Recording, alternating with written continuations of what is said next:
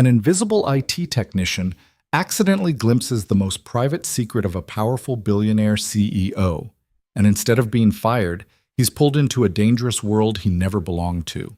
When honesty becomes his only weapon in a silent power struggle, the line between courage and recklessness begins to blur.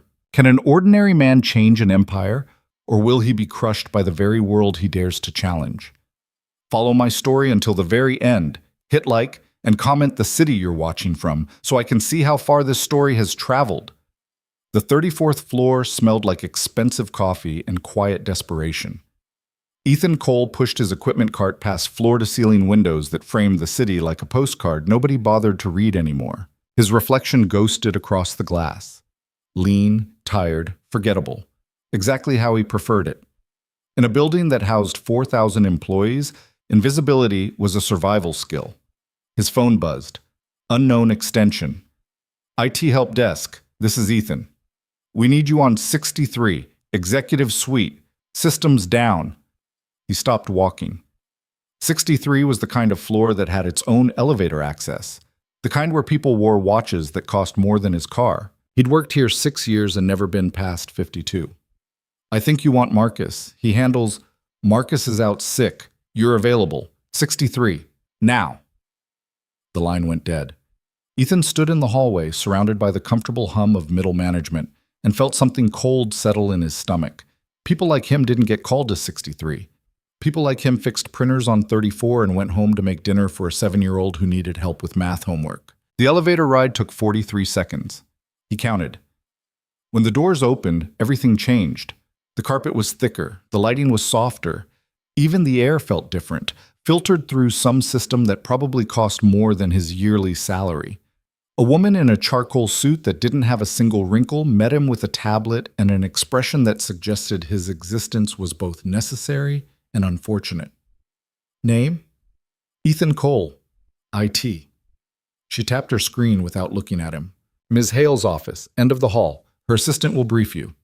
But she'd already turned away, heels clicking against marble that probably came from somewhere with a name he couldn't pronounce. The hallway stretched ahead like a gauntlet.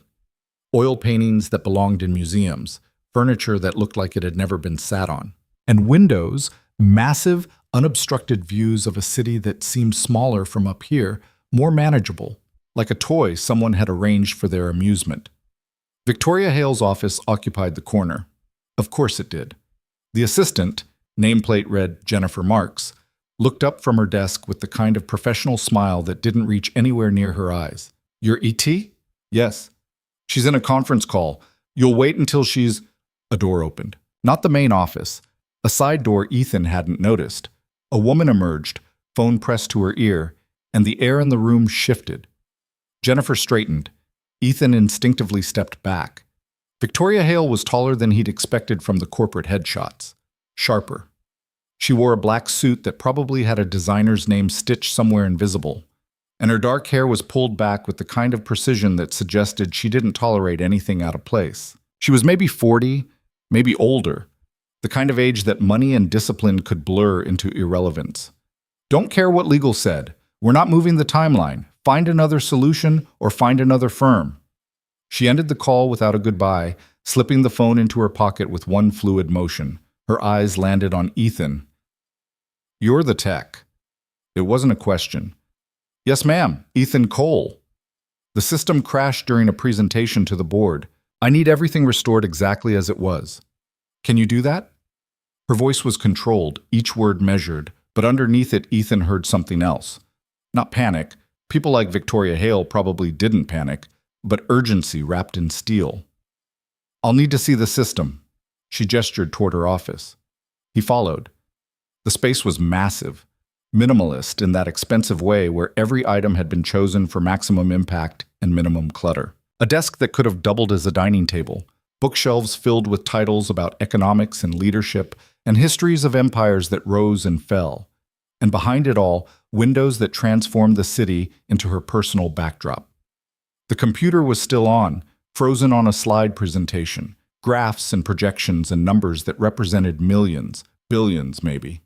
Ethan set down his toolkit and pulled up a chair. Do you need me to? Victoria started.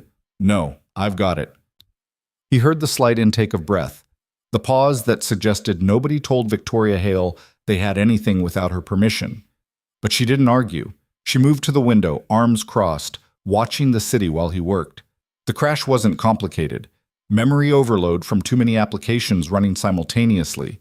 Whoever set up her system had prioritized speed over stability. Ethan started closing processes, watching the diagnostic run, his fingers moving through familiar patterns that required no thought. How long? 10 minutes? Maybe less. Silence settled. Ethan could feel her presence behind him, a kind of gravity that made the room feel smaller. He focused on the screen, on the comfortable logic of code and commands, things that made sense and followed rules. The system began responding, files restoring, applications stabilizing. He was running a final diagnostic when he clicked the wrong folder. It happened in a fraction of a second. His finger slipped. A folder opened. Personal files, not corporate. And there, filling the screen, was a photograph. Victoria Hale. But not the woman standing behind him. This version was younger, maybe 10 years. She was on a beach somewhere, wind pulling at her hair, and she was laughing. Really laughing. The kind of unguarded joy that transformed a face completely. She wore cut-off shorts and a faded t-shirt, and she looked real. Ethan's hand moved to close it, but he'd already frozen. Because the woman in the photo and the woman in this office felt like two different people from two different lives, and the distance between them was the kind of sad that made his chest tight. "What is that?" Victoria's voice cut through his thoughts. Not a question. A command. He turned. She'd moved closer and her face had gone very still. The kind of still that preceded earthquakes. "I'm sorry. I didn't mean to. It was an accident. I'll close." "What are you looking at?" She could see the screen from where she stood. She knew exactly what he was looking at, but she was asking anyway, and Ethan realized this was some kind of test, or trap, or both. "A photo," he said quietly. "I can see that." She moved around the desk, and suddenly she was right there, close enough that he could smell something expensive and subtle. Not perfume, something cleaner. She stared at the screen, at her own face frozen in a moment of complete happiness, and something flickered across her expression. Pain, maybe. Or recognition. The silence stretched. Ethan should have apologized again, closed the file, finished the job, and disappeared back to his invisible life. Instead, he heard himself say, "You look happy." Victoria's eyes snapped to him. They were gray. Not cold gray, but storm gray, full of complicated weather. "What?" "In the photo, you look really happy." Her jaw tightened. "I didn't ask for your observations." "I know. I'm sorry." But she didn't look away. She studied him with an intensity that made him want to check if he had something on his face. Like she was cataloging him, filing him away in whatever mental system she used to sort the world into categories of useful and irrelevant. "What do you see when you look at that picture?" The question came out sharp, challenging. Ethan knew he should deflect, make something generic and professional. But there was something in her expression, a kind of desperate curiosity barely visible beneath the armor, that made him choose honesty instead of safety. "I see someone who forgot she could look like that."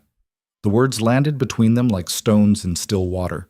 Victoria's breath caught just slightly, and for a moment the perfectly controlled CEO disappeared and something rawer took her place. Vulnerability, loneliness, recognition. Then she blinked, and the armor slid back into place. "Fix the system," she said, her voice flat. "Then leave." She walked away back to the windows, her spine rigid, dismissed. Ethan turned back to the computer, his hands shaking slightly. He closed the photo folder, cleared the cache, finished the restoration. The whole process took 3 more minutes, but it felt like hours. The silence in the room had weight now, pressing down on both of them. When he was done, he packed his toolkit with careful precision. "Everything's restored. The presentation file is back. I've cleared the memory overflow, but you should probably have someone optimize your system settings. Too many applications running at startup." No response. Victoria stood at the window, a silhouette against the city, perfectly still. Ethan picked up his cart, started toward the door. His hand was on the handle when her voice stopped him. "Why did you say that?" He turned. She hadn't moved, but her head was angled slightly, enough that he could see her profile. Say what? That I forgot. Her voice was quieter now, stripped of its earlier sharpness. Why did you say I forgot I could look like that? Ethan set down his cart, carefully. Because that's what the photo looks like. Someone who's forgotten. You don't know me. No, ma'am. You have no idea what my life is like. What I've built. What I've sacrificed. You're right. I don't. She turned then, fully, and the look on her face was something Ethan had never seen in the corporate headshots or the business articles. It was lost. Then why? She stopped, started again. Why would you say something like that to someone you don't know?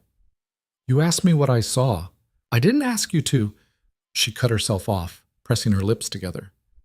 People don't talk to me like that. I know. I'm sorry. Stop apologizing. She moved toward him, and Ethan fought the urge to step back. You saw something personal, private, and instead of pretending you didn't, instead of doing the smart thing and keeping your mouth shut, you decided to tell me I look like I've forgotten how to be happy. Do you have any idea how inappropriate that is? Yes, ma'am. And yet you said it anyway. Yes, ma'am. Victoria stopped a few feet away, studying him like he was a puzzle that didn't fit any category she knew. Why? Ethan met her eyes, really looked at her, past the expensive suit and the perfect composure and the power that radiated from her like heat. He saw exhaustion, the kind that lived in bones and didn't go away with sleep. Because you asked me what I saw, he said quietly, and I thought maybe you actually wanted to know. The silence that followed felt different, fragile, like glass stretched too thin. Victoria's expression shifted through several emotions too fast to name, finally settling on something that looked almost like surprise. You thought I wanted honesty, didn't you? From an IT technician I've never met? No, absolutely not. But there was no heat in it, just something that might have been wonder or disbelief. Ethan picked up his card again. I'll go. I'm sorry if I overstepped. Wait. He paused. Victoria was looking at him with an expression that seemed to be calculating something, weighing variables he couldn't see. What's your name? Your full name? Ethan Cole. How long have you worked here, Ethan Cole? 6 years, almost 7. What floor? Usually 34, sometimes lower levels if there's overflow. She nodded slowly, like she was filing this information somewhere it would matter. And in 6 years, has anyone from this floor ever called you before? No, ma'am. Do you know why you're here today? Marcus is out sick. Marcus quit last week. She saw his surprise and continued. He quit because I told him his work was inadequate, too slow, too expensive, too comfortable in mediocrity. Do you know what he said when I told him that? Ethan shook his head. He said I was impossible to please, that nothing would ever be good enough, that I'd forgotten what it was like to be human. Her voice had gone very quiet. Then he walked out. And now you're standing in my office, looking at a photograph you weren't supposed to see, telling me essentially the same thing, except you're still here. The weight of that statement settled over Ethan like a physical thing. He was still here, which meant something. He just didn't know what yet. Is that why you asked me what I saw? He said carefully. Because of what Marcus said? I asked because I wanted to know if everyone sees it, or if it's just the people who quit. Sees what? Victoria gestured at the space between them, at the office, at herself. This. Whatever this has become. I built something here, something that matters. We employ thousands of people. We create technology that changes lives. And somehow, somewhere along the way, I became the villain in my own story. She laughed, but it was a brittle sound. Do you know how many people would kill for this office? This view? This life? Probably a lot. And yet when I look at that photograph, all I can think is that the woman on that beach wouldn't recognize me, wouldn't like me. She wrapped her arms around herself, a gesture that seemed unconscious and deeply human. So yes, Ethan Cole from floor 34. I asked because I wanted to know if I'm as lost as I feel. The honesty in that statement knocked the air out of Ethan's lungs. This wasn't a CEO. This was a person standing in the wreckage of her own success, asking a stranger to tell her if the damage was visible. You're not lost, he said. You know exactly where you are. You just don't know if you want to be here anymore. Victoria's eyes went wide, like he'd reached into her chest and pulled out something she'd been hiding even from herself. How? She stopped, breathed. How do you know that? Because I've seen that look before. In the mirror, something shifted in her expression. Curiosity, maybe, or recognition. You? Different reasons. Same look. She studied him again, but differently now. Like he'd become three-dimensional, someone with depth and history instead of just a function. Tell me something, Ethan. If you had built everything I've built, sacrificed everything I've sacrificed, and then woke up one day and didn't recognize yourself, what would you do? It was the kind of question that had weight, real weight. And Ethan understood suddenly that however he answered would matter. Not in some corporate way, but in a human way that couldn't be faked or managed. I'd find the last moment I felt real, he said slowly. And I'd try to figure out what happened between there and here. Victoria's breath came out shaky. She turned back to the windows, but her reflection in the glass looked different now. Less controlled, more uncertain. That photo was taken 12 years ago. Portugal. I just closed my first major deal. 8 months of work, countless rejections, and then finally, someone believed in my vision. My partner and I, we drove to the coast to celebrate. We didn't have money for a hotel, so we slept in the car and swam in the ocean at sunrise. Her voice had gone soft, remembering. I was so happy I couldn't stop laughing. I felt like I could do anything, be anything. What happened to your partner? We grew the company, made more money than either of us had dreamed possible. And then I bought him out. She said it flat, factual. He wanted to slow down, enjoy what we'd built. I wanted to grow, so I made him an offer, and he took it. Haven't spoken to him in 6 years. Do you regret it? I tell myself no, that it was the right business decision, that his vision was too small. She touched her reflection in the glass, her fingertips ghosting across her own face. But sometimes I wonder if I didn't buy out my partner. I wonder if I bought out the part of myself that knew how to be happy with enough. Ethan didn't know what to say to that. The raw honesty of it felt like something he shouldn't be witnessing, something too private for the space between a CEO and an IT technician. I should go, he said quietly. Victoria didn't turn around. Yeah, you should. But neither of them moved. Can I ask you something? Ethan said. Haven't you already? Why are you telling me this? You don't know me. I don't know, tell people, use it somehow. She laughed, and this time it sounded real, tired, but real. You could. You won't. How do you know? Because you apologized for looking at a photograph, because you actually meant it when you said you were sorry, and because… She turned to face him. Because in 6 years of working in this building, you've never once tried to get my attention, never sent an email to my office, never positioned yourself to be noticed. You know how rare that is? I'm just doing my job. Exactly. You're one of maybe 3 people in this entire company who isn't trying to climb over someone else to get closer to power. She tilted her head. That's either incredibly stupid or incredibly honest. I'm not sure which. Probably stupid. Probably. She almost smiled.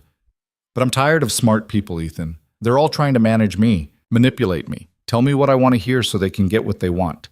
And you looked at a photograph and told me I look like I've forgotten how to be happy. That's either the dumbest career move I've ever seen or the first honest thing anyone said to me in years. It was just an observation. It was the truth. And the truth is expensive in this building. She moved back to her desk, suddenly businesslike. Go. Before I remember, I should probably fire you for insubordination. Are you going to? Fire you? No. You fixed my computer. That's what I needed. She sat down, pulled her keyboard closer. Back to work. Conversation over. Ethan picked up his cart, made it to the door, opened it. Ethan. He looked back. Victoria was watching him, her expression unreadable. Thank you for the honesty. You're welcome. Don't do it again. He nodded and left, pulling the door closed behind him. Jennifer looked up from her desk, eyebrows raised, clearly surprised he'd survived. He gave her a small nod, and headed for the elevator, his heart still pounding. The ride down felt longer than the ride up. Ethan stared at his reflection in the polished doors and wondered what the hell had just happened. He'd had a conversation with Victoria Hale, an actual conversation, about truth and happiness and the things people sacrifice for success. The doors opened on 34. The familiar hum of printers and keyboards and people who would never be called to the 63rd floor. His world. Ethan pushed his cart back to the IT closet, logged the service call, and tried to return to the comfortable rhythm of invisible work.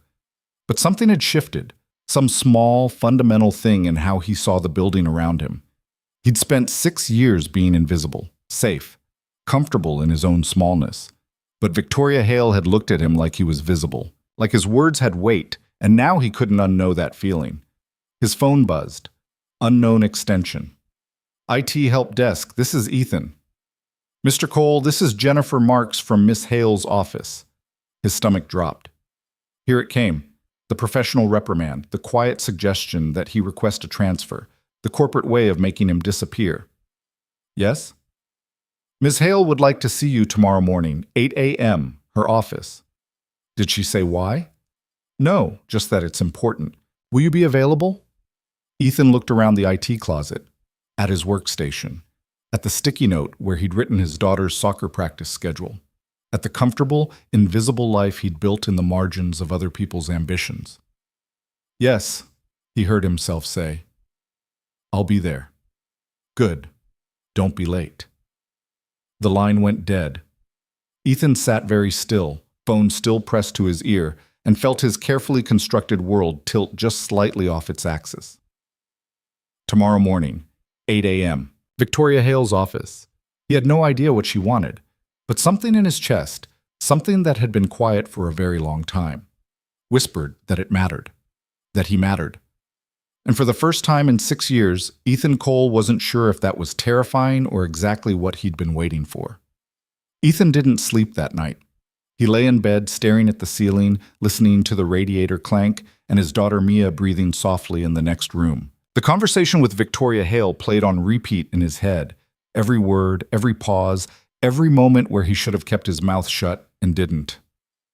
At 6 a.m., he gave up on sleep and made coffee. The apartment was small, 2 bedrooms, kitchen barely big enough for a table, windows that faced a brick wall. But it was theirs. He and Mia had lived here since his wife Sarah left 4 years ago, and he'd learned to find comfort in the smallness, less to maintain, less to lose. Mia shuffled out in her dinosaur pajamas, hair sticking up in 7 directions. You're up early. Couldn't sleep. Bad dreams? Something like that. He poured milk into her cereal. You got everything for school? Spelling test. I hate spelling. You're good at spelling. I'm good at memorizing. That's different. She climbed onto her chair, legs swinging. Ms. Peterson says memorizing isn't the same as understanding. Ethan smiled despite himself. 7 years old and already deconstructing the education system. Ms. Peterson's right. So why do we have to take spelling tests? Because the world isn't fair and school is practice for that. Mia considered this, chewing her cereal. That's depressing, Dad. Yeah. Eat your breakfast. By 7:30, he dropped Mia at before-school care and was sitting in his car in the parking garage, watching the clock tick toward 8. His shirt was wrinkled despite his best efforts. His tie felt like a noose. He looked exactly like what he was. A man out of his depth, pretending he belonged somewhere he didn't. The elevator ride to 63 felt even longer than yesterday. When the doors opened, Jennifer was already at her desk, looking like she'd been awake for hours and hadn't enjoyed any of them. You're early, she said. I didn't want to be late. Smart. She gestured toward Victoria's office. She's expecting you. Go in. Ethan's hand hesitated on the door handle. Through the frosted glass, he could see Victoria's silhouette at her desk, phone pressed to her ear. Whatever conversation she was having didn't sound pleasant. He knocked, waited, heard her say something sharp and final before calling, "Come in." The office looked different in morning light, softer somehow.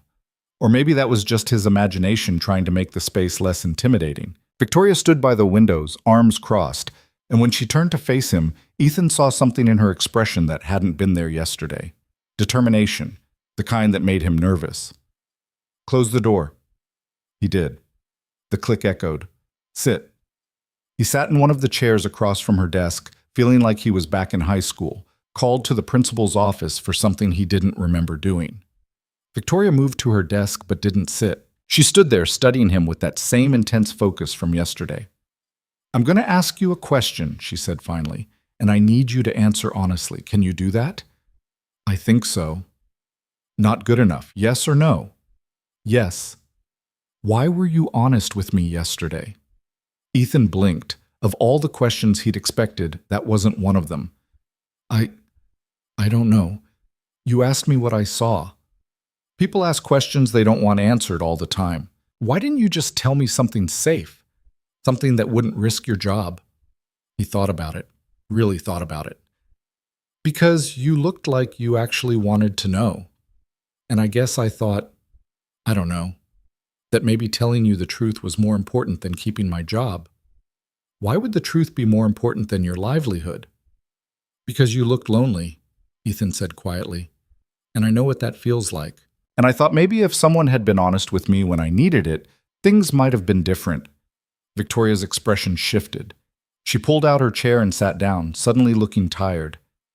Different how? My wife left me 4 years ago. Just packed up and left while I was at work. No fight, no warning, just a note on the kitchen table saying she couldn't do it anymore. The words came out flat, factual. He told this story enough times that it had lost its sharp edges. I spent 6 months trying to figure out what I'd missed, what signs I'd ignored. And then one day I realized everyone had seen it coming except me. My mom, her sister, people at work. They all knew she was unhappy, but nobody wanted to say anything. They were being polite. They were being cowards, and so was I. He met her eyes. So when you asked me what I saw, I decided not to be a coward this time. Silence filled the space between them. Victoria leaned back in her chair, fingers steepled under her chin, and Ethan couldn't tell if she was impressed or planning his termination. You have a daughter, she said. It wasn't a question. Mia, she's 7, and you're raising her alone.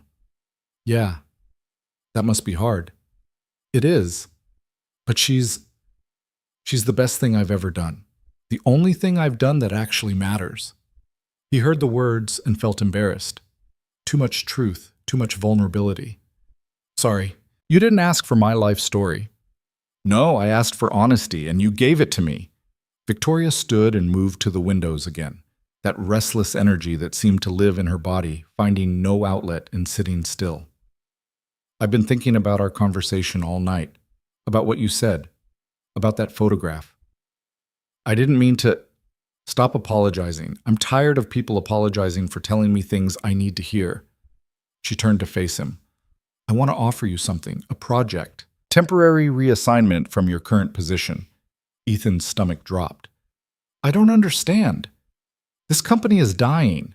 Not financially. We're more profitable than ever. But something's wrong. I can feel it. Employee satisfaction is down. Innovation is stagnant. We're losing good people to competitors who pay less and offer worse benefits. And when I ask my executive team what's wrong, they give me statistics and surveys and consultant reports that all say the same thing. Nothing. Everything's fine. We just need to optimize our processes and incentivize performance. But you don't believe them. I don't believe them, she agreed, because I remember what this company felt like 12 years ago. Small, hungry, alive. And now it feels like we're all pretending, going through motions, building something none of us actually believe in anymore. She crossed her arms. Yesterday you saw a photograph and told me I'd forgotten how to be happy, and I realized you were right. But it's not just me. It's all of us. This entire company has forgotten what it was like to be real. Ethan didn't know what to say. This was so far beyond his job description, he couldn't even see his job description anymore. What does this have to do with me? You see things other people miss. You saw something in that photograph that my executive team, people I pay 6 figures to tell me the truth, would never have mentioned. You've worked here 6 years and nobody on the leadership floor knows your name. You're invisible, which means you see the company the way it actually is, not the way we pretend it is. I fix computers, and I want you to fix something else. Victoria pulled a folder from her desk drawer and slid it across to him. I'm creating a task force. Small, confidential. Its job is to figure out why this company is losing its soul and what we can do about it. I want you on it. Ethan opened the folder. Inside were organizational charts, employee surveys, financial projections, all marked confidential in red letters. I'm not qualified for this. Neither is anyone else I could ask. The executives are too invested in the status quo. HR is too worried about liability. Consultants are too expensive and too generic. She leaned forward. I need someone who will tell me the truth, even when it's uncomfortable. Someone who's not trying to climb the ladder or protect their territory. Someone who actually gives a damn about something other than their next promotion. And you think that's me? I think yesterday you risked your job to tell me I looked lonely. So yes, I think that's you. Ethan stared at the folder in his hands, at the confidential stamps and the data that represented thousands of lives, including his own. This was insane. He should say no, thank her politely, and return to his comfortable invisibility on floor 34. But something in Victoria's expression stopped him. Hope. Fragile and uncertain, like she was reaching for something she wasn't sure existed anymore. What exactly would I be doing? Listening, observing, talking to people at every level of the company and finding out what they actually think. Not what they put in surveys or say in meetings, but what they really believe about working here. She sat down across from him. And then you'll report directly to me. No filters, no corporate speak, just honest observations about what you find. People won't talk to me. I'm nobody. Exactly. That's why they will talk to you. You're not a threat. You're not management. You're just invisible. I was going to say trustworthy, but sure, invisible works too. She almost smiled. Look, I know this is unusual, and I know you have every reason to say no, but I'm asking anyway, because I think you might be the only person in this building who can help me figure out how to save something I'm not sure is worth saving anymore. The honesty in that statement hit Ethan harder than anything else she could have said. This wasn't about corporate strategy or market position. This was about a woman trying to find her way back to something real, and she was asking him, a divorced IT technician from floor 34, to help her do it. Can I think about it? You have until Monday. But Ethan, if you say yes, you need to commit. This isn't a side project. It's full-time. And it's going to be uncomfortable. You'll be asking questions people don't want to answer, challenging things that have been accepted for years, making enemies. And if I say no, then you go back to your desk and we never speak of this again. No consequences, no judgment. She held his gaze. But I hope you say yes. Ethan closed the folder. His hands were shaking slightly. Why does this matter so much to you? Victoria was quiet for a long moment. When she spoke, her voice was softer than he'd ever heard it. Because I'm 42 years old, and I've spent the last 15 years building an empire I'm not sure I actually like. And yesterday, a stranger looked at a photograph and told me I'd forgotten how to be happy. And he was right. And I'm tired of being right about all the wrong things. She stood, signaling the meeting was over. Ethan stood too, clutching the folder. Monday morning, Victoria said. 8 a.m. Come back with your answer. Okay. He made it to the door before she spoke again. Ethan, thank you for considering it. You haven't heard my answer yet. I know, but you didn't say no immediately. That's more than most people would give me. Ethan left the office, rode the elevator down to 34, and spent the rest of the day trying to focus on password resets and printer jams while his brain spun in circles. Victoria Hale wanted him on a task force. Victoria Hale thought he could help save the company. Victoria Hale had looked at him like he mattered. At lunch, he sat in the cafeteria with Derek, his only real friend at work, another IT guy who'd been there even longer and had perfected the art of flying under the radar. You look weird, Derek said around a mouthful of sandwich. I got called to 63 yesterday. Derek nearly choked. You what? System crash, executive suite. Jesus, how was it? Did you see her? Hale. Yeah. And? Ethan pushed his food around his plate. She's different than I expected. Different how? More terrifying? More human. Derek laughed. Human. Right. The woman who fired 3 department heads in one day because they missed a quarterly projection is human. She offered me a project. The laughter died. Derek set down his sandwich. What kind of project? Can't say. Confidential. Bullshit, tell me. I can't. I haven't even decided if I'm taking it. Derek studied him with an expression Ethan had never seen before, something between concern and disbelief. Ethan, listen to me. Whatever she offered you, don't. People like us don't get opportunities from people like her. We get used, and when they're done, we get discarded. You don't know that. Yes, I do. I've been here 11 years. I've seen what happens when executive attention lands on someone from our floor. Remember Martinez? Got pulled into some special project for 6 months, worked 90-hour weeks, missed his kid's birthday, his anniversary, and when the project ended, they thanked him and sent him back to his desk like nothing happened. He quit 3 months later. This is different. How? Ethan didn't have an answer for that. Or maybe he did, but it was too complicated to explain. Something about loneliness and truth and a photograph of a woman who'd forgotten how to be happy. Just trust me, Derek said. Say no. Stay invisible. It's safer. But Ethan had spent 4 years being safe, being invisible, building a small, contained life that couldn't hurt him because it demanded nothing and promised less. And yesterday, for the first time in longer than he could remember, he'd felt something shift, some possibility that maybe there was more to life than just surviving it. That night, after Mia was asleep, he sat at the kitchen table and opened the folder Victoria had given him. The data was dense, technical, but underneath the numbers he could see patterns. Increased turnover in mid-level positions, decreased participation in company initiatives, survey responses that praised compensation but used words like disconnected and mechanical when describing culture. People were unhappy. Not dramatically, not obviously, but in that slow, grinding way that eroded spirit one day at a time.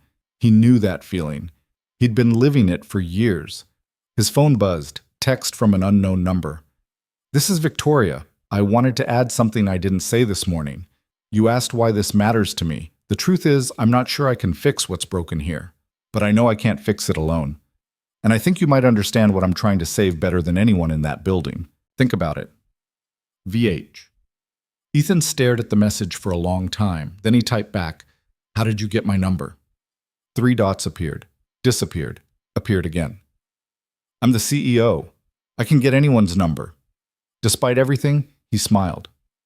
"Fair point. Have you decided?" His fingers hovered over the keyboard. The safe answer was no. The smart answer was no. But sitting in his small kitchen, looking at data that represented thousands of people slowly losing pieces of themselves to a company that had forgotten how to care, he found himself typing something else. "Not yet, but I'm leaning toward yes." "What's holding you back?" "Fear, mostly." "Of what?" "Failing, making things worse, being wrong about everything." The response came faster this time. "Good. If you weren't afraid, I'd worry you didn't understand what you were getting into." "Fear means you're taking it seriously. Is that supposed to be comforting?" "No, it's supposed to be honest." Ethan laughed quietly. Even over text, Victoria Hale was exactly who she was. No softening, no corporate speak, just truth delivered straight. "Can I ask you something?" he typed. "You've asked me several somethings already. Why stop now?" "Why me? Really? You could get anyone for this. Someone with experience, credentials. Why an IT guy who fixes printers?" The response took longer this time. He watched the 3 dots appear and disappear twice before the message finally came through.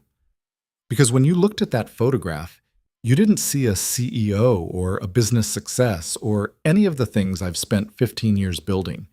You saw a person who was happy once and isn't anymore. And you thought that mattered enough to mention. Most people in this building wouldn't have. They would have seen my position and decided my feelings were irrelevant. But you didn't. You saw me. And I need someone who can see people, not positions. Ethan read the message 3 times. Then he set down his phone and looked around his small kitchen. At the drawings Mia had taped to the refrigerator. At the coffee maker that only worked if you hit it at the right angle. At the window that faced a brick wall and never let in enough light. This was his life. Small, safe, invisible. and he was so tired of it. He picked up his phone and typed, "Monday morning, 8 a.m., I'll be there." The response was immediate. "Good, don't be late." "I won't." "And Ethan? Thank you for saying yes." He stared at the screen, at those two simple words, "thank you," coming from a woman who probably didn't say them often enough, and felt something in his chest that might have been hope or terror, or both. "You haven't seen what I can do yet. You might regret it." "Possible, but I doubt it." "Why?" "Because you're already worried about letting me down, which means you'll try not to. Most people would be thinking about what they can get from this opportunity. You're thinking about what you might owe. That's the difference." Ethan didn't know what to say to that, so he just typed, "Good night, Ms. Hale." "Victoria, if we're doing this, call me Victoria." "Good night, Victoria." "Good night, Ethan." He set down his phone and sat in the quiet kitchen, listening to the radiator clank and the city hum beyond his walls. Monday morning, his life would change. He'd step out of invisibility and into something bigger, messier, more complicated than anything he'd done since Sarah left, and he was terrified. But underneath the fear was something else, something that felt almost like excitement, the kind he'd felt years ago, before marriage and disappointment had taught him that wanting things was dangerous. In her bedroom, Mia stirred in her sleep, mumbling something about dinosaurs. Ethan smiled and got up to check on her.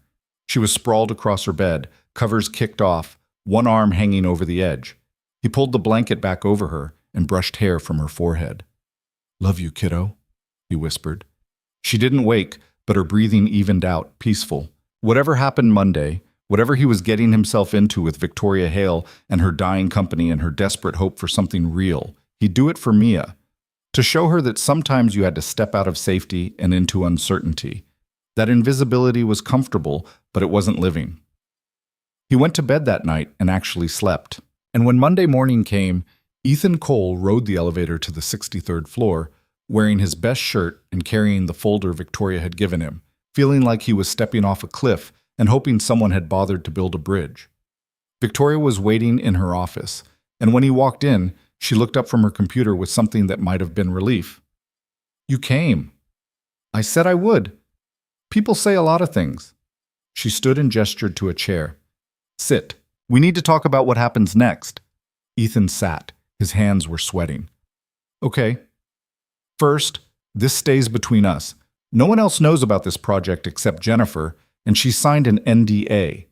As far as anyone else is concerned, you've been temporarily reassigned to special projects in my office, vague enough to be meaningless." "What do I tell people who ask what I'm doing?" "Tell them you're optimizing interdepartmental systems integration." Everyone's eyes will glaze over and they'll stop asking. Despite his nerves, Ethan almost laughed. "That's actually pretty smart." "I've been doing this a long time." Victoria pulled out a tablet and slid it across to him. "I've scheduled preliminary meetings with 20 employees across different departments. Mix of seniority levels, locations, responsibilities. Your job is to talk to them, really talk to them. Find out what they love about working here, what they hate, what they wish was different, then report back to me. They're going to ask why you care. Tell them the truth. I'm trying to understand the company better. Most people like being asked their opinion. It makes them feel valued. And if they don't want to talk, then you note that and move on. We're not forcing anyone." She pulled up a document on her screen.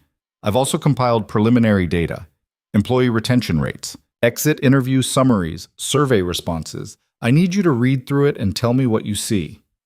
"What you see or what's actually there?" Victoria's expression sharpened. "Is there a difference?" "I think so. You see this company through 15 years of building it. I see it through 6 years of fixing printers on floor 34. We're not looking at the same thing." "Good," she said. "That's exactly why you're here. I need someone who sees what I'm missing." Ethan opened the tablet and started scrolling. Numbers and statistics and carefully worded responses that all said the same thing Derek had said. People were surviving, not thriving. "When do I start the interviews?" "Today. First one's at 10. Marketing manager named Patricia Chen, 8 years with the company. Recently tried to transfer departments and was denied." "Why was she denied?" "HR said she was too valuable in her current position." Victoria's tone suggested what she thought of that reasoning. Talk to her. Find out what really happened. Ethan looked at the clock. 9:15. Less than an hour to prepare for a conversation he had no idea how to have. I don't know what I'm doing, he said quietly. Neither do I, Victoria admitted. But we're doing it anyway. Because the alternative is watching everything slowly die and pretending it's fine. She was right, and that terrified him more than anything else. But he'd already said yes. Already stepped off the cliff. Now he just had to figure out if there was a bridge, or if he was building it as he fell. Patricia Chen's office was smaller than Ethan expected. Not cramped exactly, but nothing like the expansive spaces on 63. She had a window, at least, better than his IT closet, and she tried to make it personal. Photos of what looked like a family vacation, a plant that was barely surviving, a coffee mug that said, "World's Okayest Manager." She looked up when he knocked, and her smile was the kind that didn't quite reach her eyes. Professional, practiced, empty. "You must be Ethan. Come in." He sat across from her desk, suddenly aware of how little he knew about marketing or management or anything that might make this conversation useful. "Thanks for making time." "Not like I had a choice." She said it lightly, but there was an edge underneath. When Victoria Hale's office requests a meeting, you make time. This isn't, you're not in trouble or anything. That's what they all say. Patricia leaned back in her chair, studying him. "So what's this really about? The email said you're working on some kind of systems optimization project, but that's corporate speak for something else. What's the something else?" Ethan appreciated the directness. It made lying feel even worse. "Victoria wants to understand the company better. What's working, what isn't. She asked me to talk to people at different levels and get their honest perspective. And you expect people to be honest with someone reporting directly to the CEO? Probably not, but I'm hoping you'll try anyway." Patricia laughed, but it was a tired sound. "You're either really naive or really good at pretending to be. Which is it?" "Mostly naive. At least you're honest about that." She picked up a pen, clicked it twice, set it down. Nervous energy looking for an outlet. "Fine. What do you want to know?" "Why did you try to transfer departments?"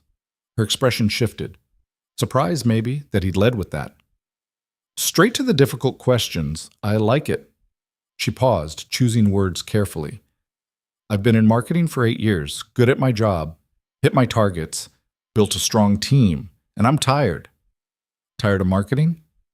"Tired of pretending it matters." She gestured at her desk, the computer, the reports stacked in careful piles. "We sell enterprise software solutions." Exciting stuff, right? "And my job is to make people care about database architecture and cloud integration, to create campaigns that make boring shit seem revolutionary. And I used to be good at finding that angle, the human story and the technical specs. But lately," she stopped, started again. "Lately it all feels like lying." Ethan didn't interrupt, just waited. "I requested a transfer to product development," Patricia continued. "Thought maybe if I was closer to what we actually build, I could remember why any of this matters. HR denied it. Said marketing needs me more than product does. That I'm too valuable to move." She smiled bitterly. "You know what's funny? Being too valuable to move is the same as being trapped. They just use prettier words for it. Did you tell them that?"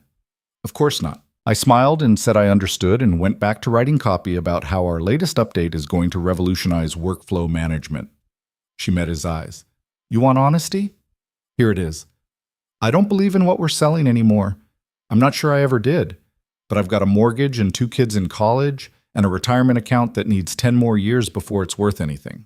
So I show up, I do the work, I pretend the work matters, and every day I feel a little more like I'm disappearing."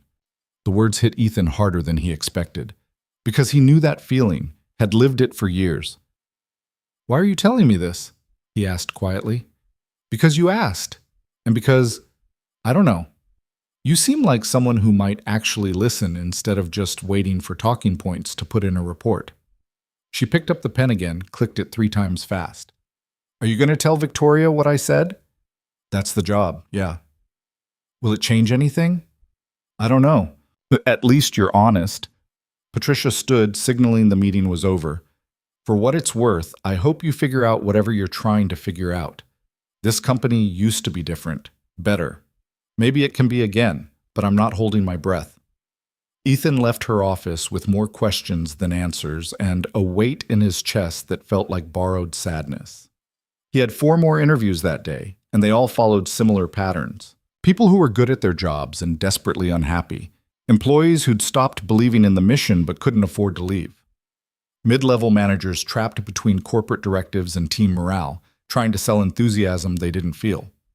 By 5 p.m., Ethan's head was pounding, and his notes read like a catalog of quiet despair. He found Victoria still in her office, despite the late hour. She looked up when he knocked, and something in her expression said she'd been waiting. How did it go? Ethan sat down heavily. Everyone's miserable. I know that. I need specifics. He opened his tablet, scrolled through his notes. Patricia Chen in marketing feels like she's lying for a living. James Wu in accounting says he hasn't had a meaningful conversation with his team in 6 months because everyone's too busy hitting metrics. Sarah Kim in product development told me she submitted 14 feature requests from actual customers this quarter, and all 14 were rejected because they didn't align with the roadmap. He looked up. Should I keep going? Yes. David Martinez, no relation to the Martinez Derek mentioned, different guy, works in customer support. He said he used to love helping clients solve problems, but now the average call time is monitored so closely that he has to rush people off the phone before he can actually fix anything. He started having panic attacks before his shift.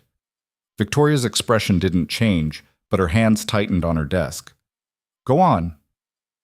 Jennifer Park, also not your Jennifer, different department, said the company used to feel like a family. Now it feels like a machine. Everyone's a replaceable part.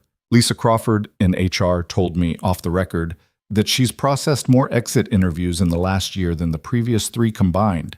And when she brought it up to leadership, they told her attrition was normal and to focus on recruitment. Ethan set down the tablet. You want me to keep going? Because I've got 12 more of these. What's your assessment? My assessment is that you built something successful and somewhere along the way it stopped being about people and started being about numbers. And now everyone's drowning in metrics, and nobody knows why they're here anymore. Victoria was quiet for a long moment. Then she stood and moved to the window, her favorite escape when conversations got difficult. I did that? What? The metrics, the efficiency standards, the performance monitoring. I implemented all of it. Her voice was flat, controlled. 5 years ago, we were growing too fast, missing deadlines. Losing clients because we couldn't scale properly. So I brought in consultants who specialized in operational excellence. They analyzed everything, found inefficiencies, created systems to optimize performance. And it worked. We grew. Profitability increased.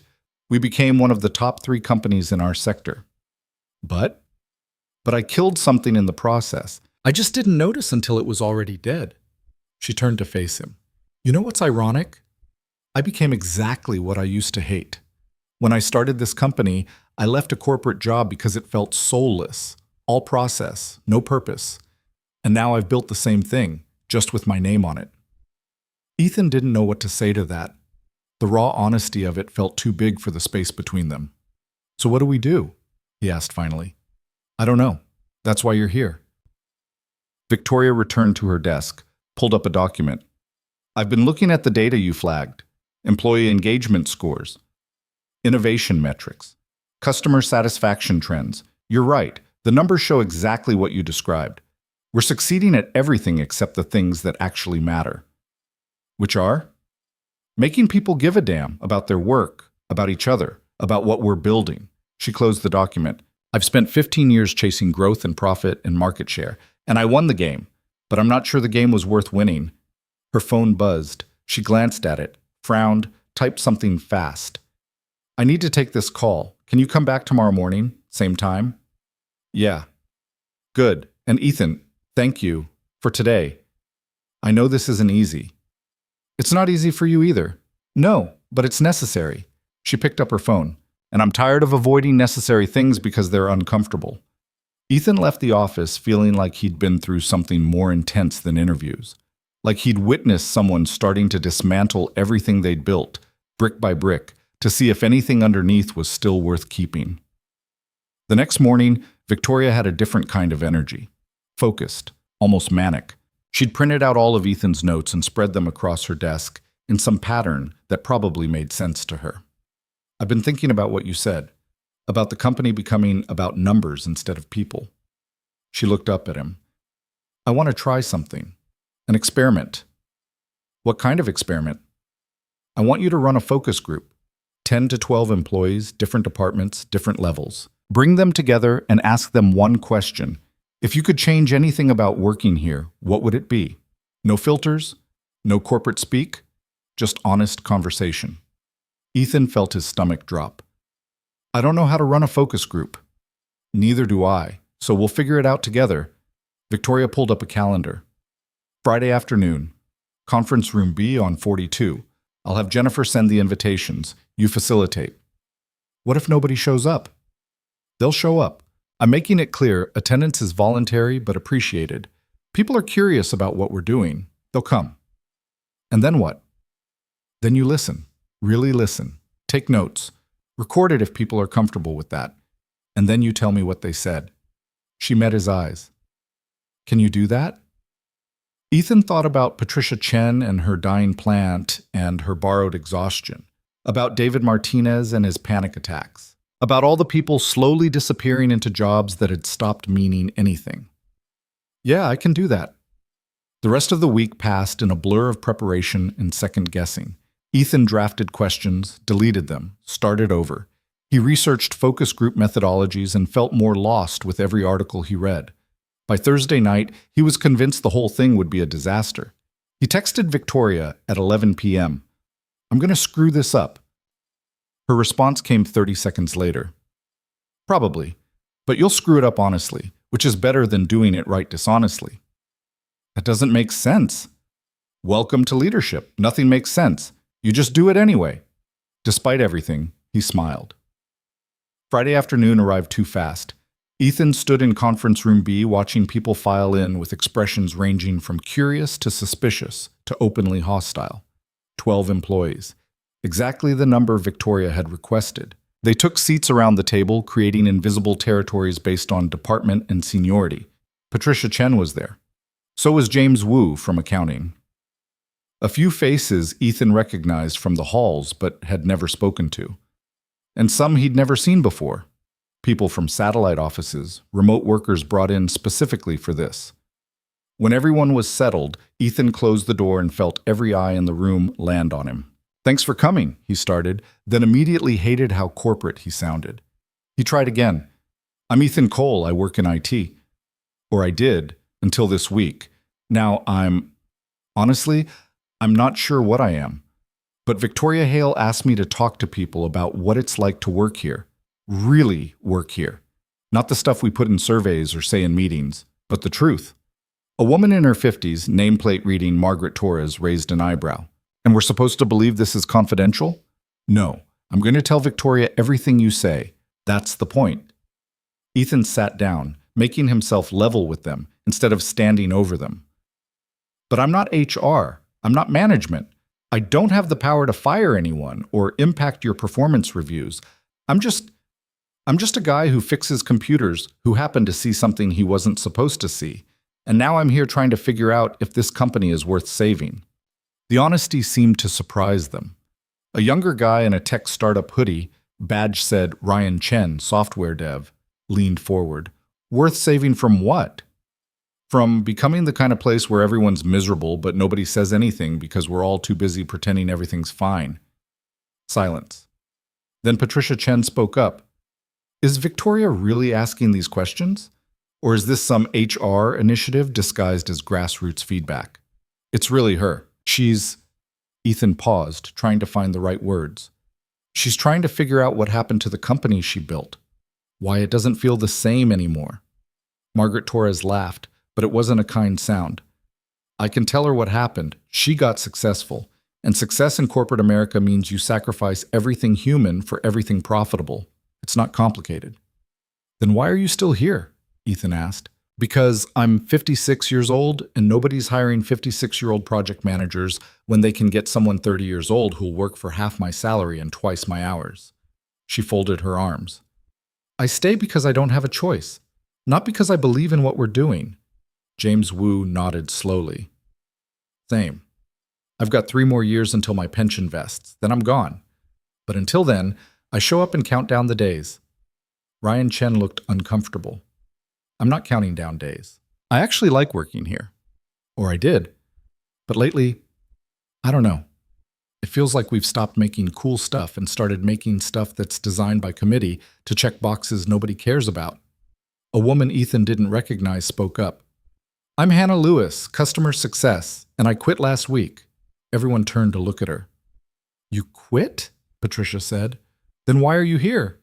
Because my exit interview was a joke. HR asked me to rate my experience on a scale of 1 to 10 and whether I'd recommend the company to others. They didn't ask why I was leaving. They didn't care. So when I got the invitation to this, I thought maybe someone actually wants to know. She looked at Ethan. Do you actually want to know? Yes. I'm leaving because I spent 2 years building relationships with clients, understanding their needs, becoming someone they trusted. And then the company changed the compensation structure to prioritize upsells over retention. My manager told me if I wasn't hitting sales targets, I wasn't doing my job. Never mind that my clients were happy, that our churn rate in my portfolio was the lowest in the department. None of that mattered because it didn't show up in the right column of the spreadsheet. Her voice had started steady but ended shaking. Angry tears pooled in her eyes, and she swiped at them impatiently. Sorry. I told myself I wouldn't get emotional. Don't apologize, Margaret said quietly. We've all been there. And suddenly, everyone was talking. Not at Ethan, but at each other. Sharing stories of policies that made no sense, metrics that measured everything except what mattered, managers who'd stopped listening because they were too busy managing up. The conversation spilled out messy and raw, and Ethan just sat there taking notes and trying to keep up. Ryan Chen talked about feature requests that would have taken a day to implement but were shelved for quarters because they didn't align with the product roadmap. Patricia described marketing campaigns she knew were dishonest but had to execute anyway, because leadership demanded certain messaging. James Wu admitted he'd automated most of his job 3 years ago, but couldn't tell anyone because then they'd realize they didn't need him. An hour passed. Then another. The conversation shifted from complaints to something deeper. Someone asked what the company used to be like, back when it was smaller. Margaret, who'd been there from the beginning, described a place where people stayed late because they wanted to, not because they were expected to. Where someone's kid could come to the office after school, and it was normal, not a liability. Where mistakes were learning opportunities instead of performance issues. It felt like we were building something together, she said. Not working for someone.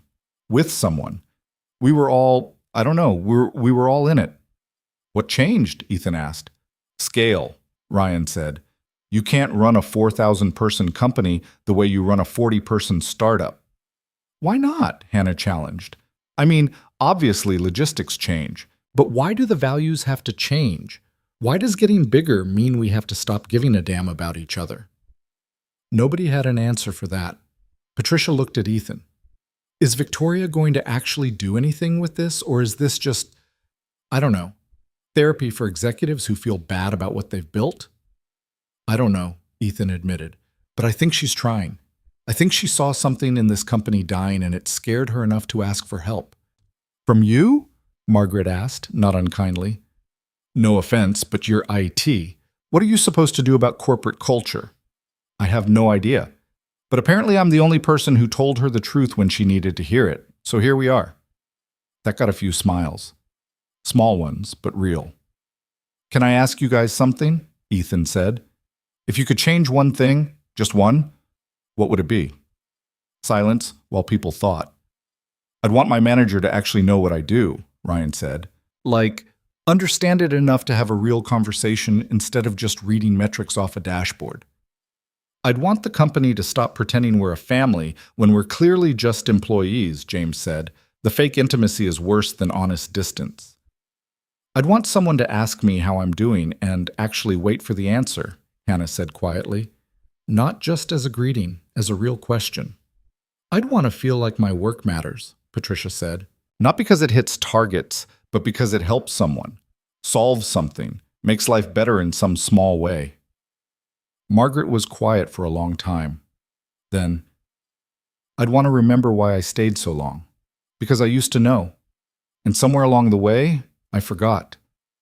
The words settled over the group like snow, quiet, heavy, true. Ethan looked around the table at these people who'd shown up on a Friday afternoon to talk to a stranger about their broken relationship with work, and he felt something crack open in his chest. This was what Victoria needed to hear, not data, not surveys. This, the human cost of optimization, the slow death of meaning beneath metrics. "Thank you," he said. "Really, thank you for being honest." "Are you going to tell her everything we said?" Ryan asked. "Yes, every word, if that's okay with you." They looked at each other, some silent agreement passing between them. Margaret nodded. "Tell her, all of it. If she's really asking, she deserves real answers." The meeting ended 20 minutes later. People left slowly, in pairs and small groups, still talking. Ethan stayed behind, staring at his notes and feeling the weight of what he'd just witnessed. His phone buzzed. Victoria. "How did it go?" He looked at the pages of notes, the recorder still running, the echo of honest voices in an empty room. "I think you need to hear this yourself. Can you come up? Now?" "Now." Ethan gathered his materials and rode the elevator to 63, his mind still spinning. Jennifer waved him through without a word, and he found Victoria standing at her window, silhouetted against the city lights. "Well?" Ethan set down his notes, pulled out his phone and played the recording. All 2 hours and 17 minutes of it. Victoria listened without interrupting. Her expression didn't change, but Ethan watched her hands tighten on the window frame. Watched her shoulders tense, watched her close her eyes during Hannah's story about being told client relationships didn't matter as much as sales numbers. When it ended, she was quiet for a long time. "I did this," she said finally. Her voice was barely above a whisper. "I created every single thing they complained about. The metrics, the efficiency standards, the focus on scale over people. I thought I was building something sustainable, but I just built a really efficient way to make everyone miserable. You were trying to grow the company. I was trying to prove something, to investors, to competitors, to myself." She turned to face him. "And I succeeded. We're profitable, we're growing, we're winning, and our employees are counting down days until they can leave with their pensions intact." "Not all of them. Ryan still believes in what you're building. Patricia wants to, even Margaret. She stayed for 20 years. That has to mean something.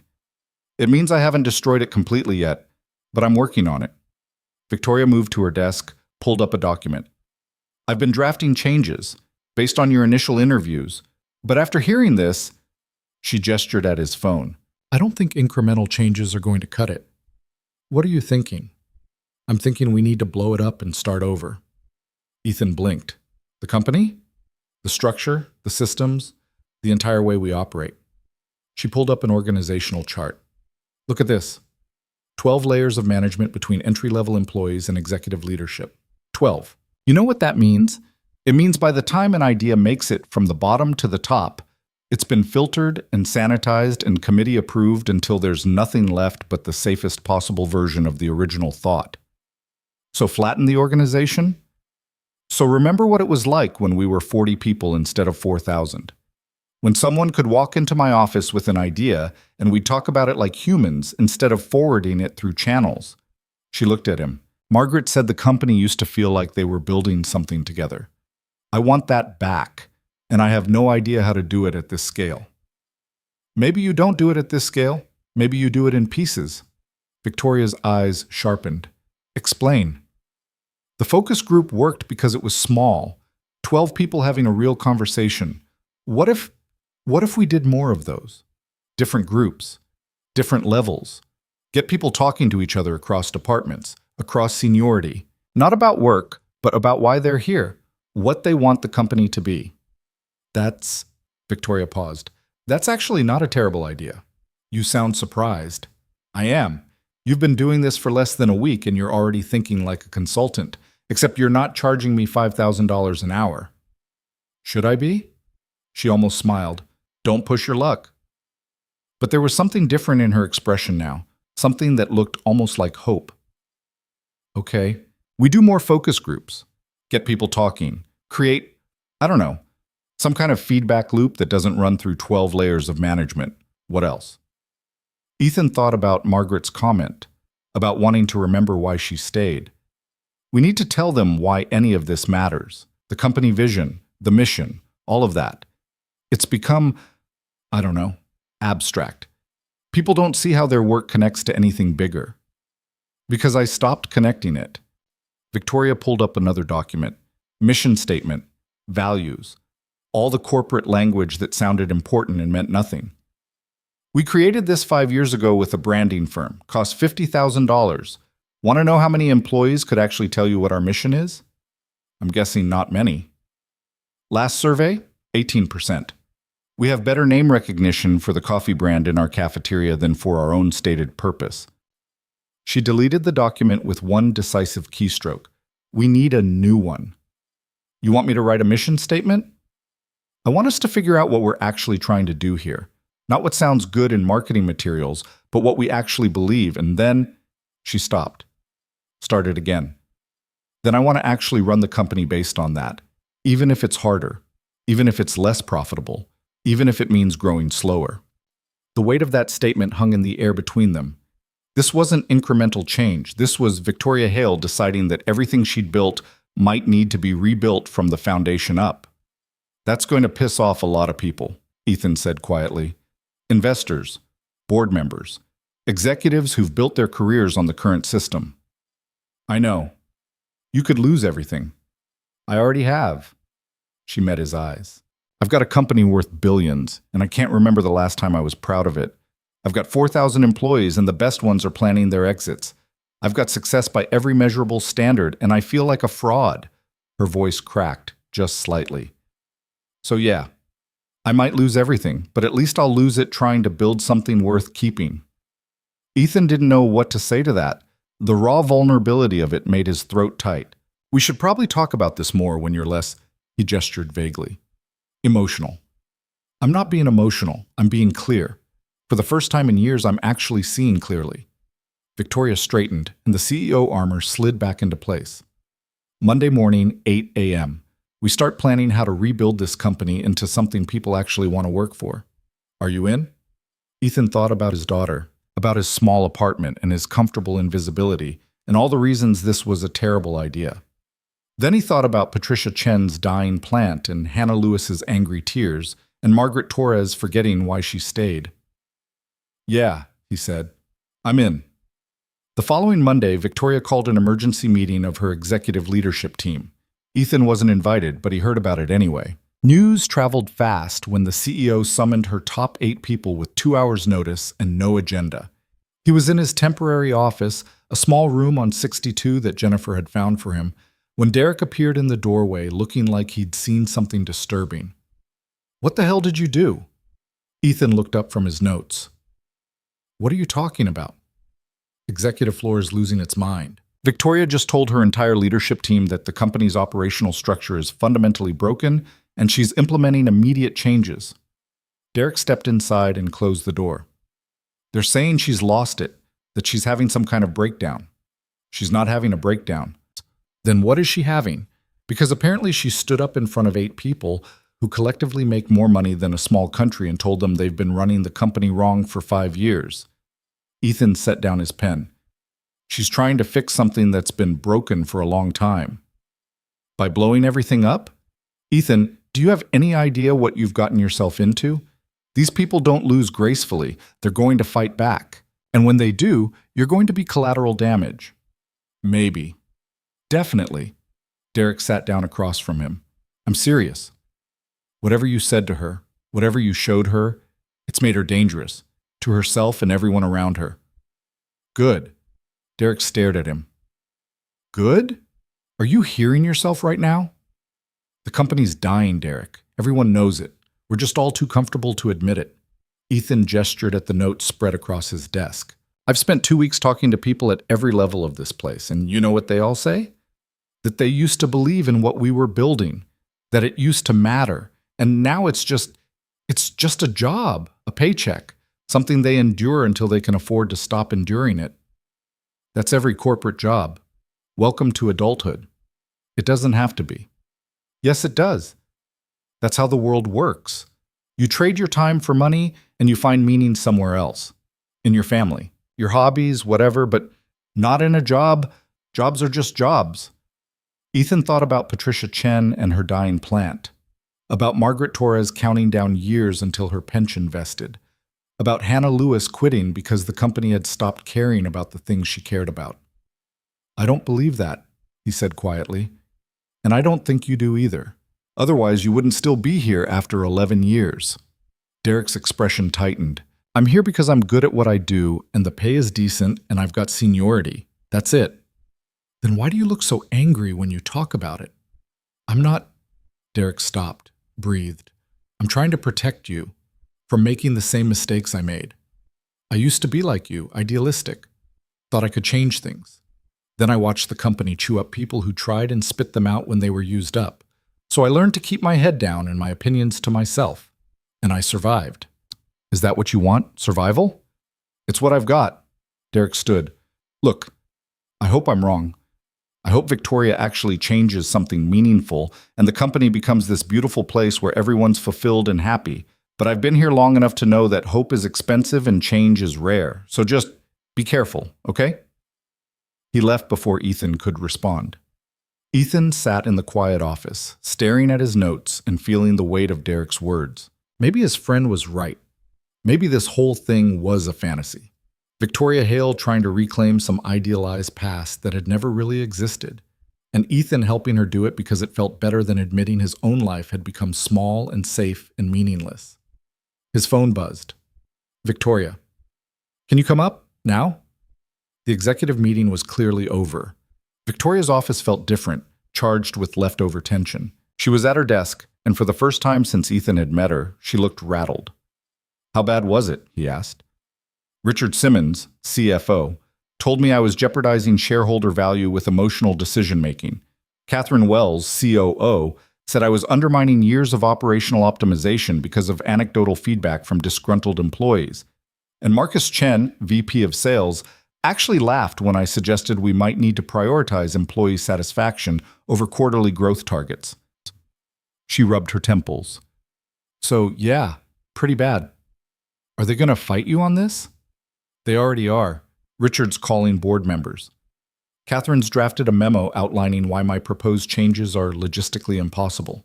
Marcus is, I don't know, probably updating his resume. She looked up at Ethan. I knew this would be hard. I didn't know it would be this immediate. You threatened their entire worldview. People don't handle that well. I didn't threaten anything. I just told them the truth. Which is the most threatening thing you can do to people invested in a lie. Ethan sat down. What did you tell them exactly? Victoria pulled up a document and turned her screen toward him. It was a proposal, detailed, comprehensive, and completely revolutionary. The first section outlined structural changes, reducing management layers from 12 to 6, creating cross-functional teams with real decision-making authority, implementing monthly town halls where any employee could ask leadership direct questions. The second section addressed metrics, deprioritizing pure efficiency measures in favor of innovation, employee development, and customer satisfaction scores. The third section was about culture, mandatory manager training on empathy and communication, flex scheduling for parents, budget allocated for team building that wasn't just corporate retreats. It was everything wrong with the company, identified and addressed with surgical precision. It was also completely insane from a traditional business perspective. This is going to cost a fortune, Ethan said. Short term, yes. Long term, I think it saves us. If we keep losing our best people because they're miserable, eventually we won't have anyone left who's good at what they do. Your executives don't see it that way. My executives see next quarter's numbers. I'm trying to see next decade's company. She closed the document. But I can't do this alone. If my entire leadership team is fighting me, I need people who believe this is worth doing. People who understand what we're trying to save. You want me to help you sell this to your executives? No, they're already lost. I want you to help me build support everywhere else, with the employees who actually do the work. The people who showed up to that focus group because they still care enough to hope things might change. Victoria leaned forward. If I'm going to fight my own leadership team, I need to know the company is behind me. Can you help me figure out if it is? Ethan looked at the proposal on her screen. At the woman who'd built an empire and was now willing to dismantle it because she'd realized the empire was built on other people's exhaustion. Yeah, he said, I can help with that. The next 2 weeks became a controlled chaos of focus groups, informal conversations, and late nights in Victoria's office, sketching out plans that got revised and discarded and rebuilt. Ethan talked to over 100 employees. He ran sessions on different floors, in different departments, at different times of day to catch different shifts. And slowly, a picture emerged. People were tired, frustrated, disconnected. But they weren't gone. Not completely. Underneath the exhaustion, there was still a stubborn hope that things could be different, that the company could remember what it was supposed to be about. Margaret Torres told him she'd started keeping a journal of moments when the job still felt meaningful. It was a short journal, but it existed. Ryan Chen admitted he'd been interviewing at other companies but kept finding reasons not to accept offers because he remembered what it felt like to build something he believed in. Patricia showed him a folder of marketing campaigns she'd drafted on her own time. Ideas she'd never submitted because they were too honest, too human, too risky. But she'd kept them anyway. The company wasn't dead. It was just buried under years of optimization and efficiency and growth at any cost. Ethan compiled everything into a presentation.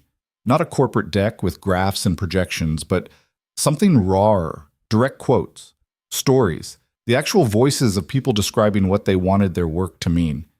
He showed it to Victoria on a Thursday night when they were both too tired to pretend professionalism still mattered. She watched in silence. When it ended, she was quiet for a long time. This is what I lost, she said finally. This is what I traded for success. The idea that work could mean something beyond profit. You can get it back. Can I? Or is it too late? She closed the presentation. I keep thinking about that photograph. The one you saw. The woman on that beach wouldn't recognize me now. And I'm not sure these employees would recognize the company I'm trying to build. What if I'm just chasing something that never really existed? It existed. All these people remember it existing. They're just not sure if you do. Victoria looked at him sharply. What's that supposed to mean? It means they need to hear this from you, not from me. Not in a memo or a town hall or some scripted corporate message. They need to hear you admit that you lost your way, that you built something you're not proud of, and that you're trying to fix it. Ethan met her eyes. You asked me to tell you the truth. Here it is. Nobody's going to believe this is real until you make yourself vulnerable enough to prove you mean it. I'm the CEO. Vulnerability isn't exactly in the job description. Maybe that's the problem. She flinched like he'd hit her. Then slowly, something in her expression shifted. You think I should tell them about the photograph? I think you should tell them whatever you need to tell them to make them believe you're actually human. That you actually care about something other than quarterly earnings. And if they don't believe me, then you'll know where you stand. Ethan leaned back in his chair. But I don't think that's what you're afraid of. What am I afraid of? That they will believe you, and then you'll have to actually follow through, actually build the company you're describing instead of the one you've been running. And that's terrifying because it means admitting the last 5 years were a mistake. Victoria's breath came out shaky. You're right. That's exactly what I'm afraid of. So what are you going to do about it? She stood and moved to the window. Her reflection looked small against the city lights, more uncertain than Ethan had ever seen her. I'm going to call an all-company meeting next Friday. Every employee, every location, everyone on video if they can't be here in person. And I'm going to tell them everything. Everything? That I lost my way, that I built a company I'm not proud of, that I'm sorry, and that I need their help to fix it. She turned to face him. Will you be there? When I do it? You don't need me there. Yes, I do. Because if I'm asking employees to be vulnerable and honest, I need to see someone in that room who's already done it. Someone who risked everything to tell me the truth when it would have been safer to stay silent. Her voice softened. You changed my life, Ethan. By seeing a photograph and caring enough to say something, I need you there to remind me why I'm doing this. Ethan didn't know what to say to that. The weight of it felt too big. Okay, I'll be there. The week leading up to the all-company meeting felt like preparing for war. Victoria's executive team was in open revolt. Richard, the CFO, sent a formal letter to the board expressing concerns about the CEO's fitness for duty. Catherine, the COO, started holding private meetings with department heads, building coalitions against the proposed changes. Marcus, the VP of sales, just stopped coming to executive meetings entirely. Ethan watched it happen from his small office on 62, feeling increasingly like he'd lit a match, and was now watching the building burn. Derek stopped by less frequently. When he did, their conversations were strained. The friendship that had survived 6 years of comfortable commiseration couldn't survive Ethan stepping into visibility.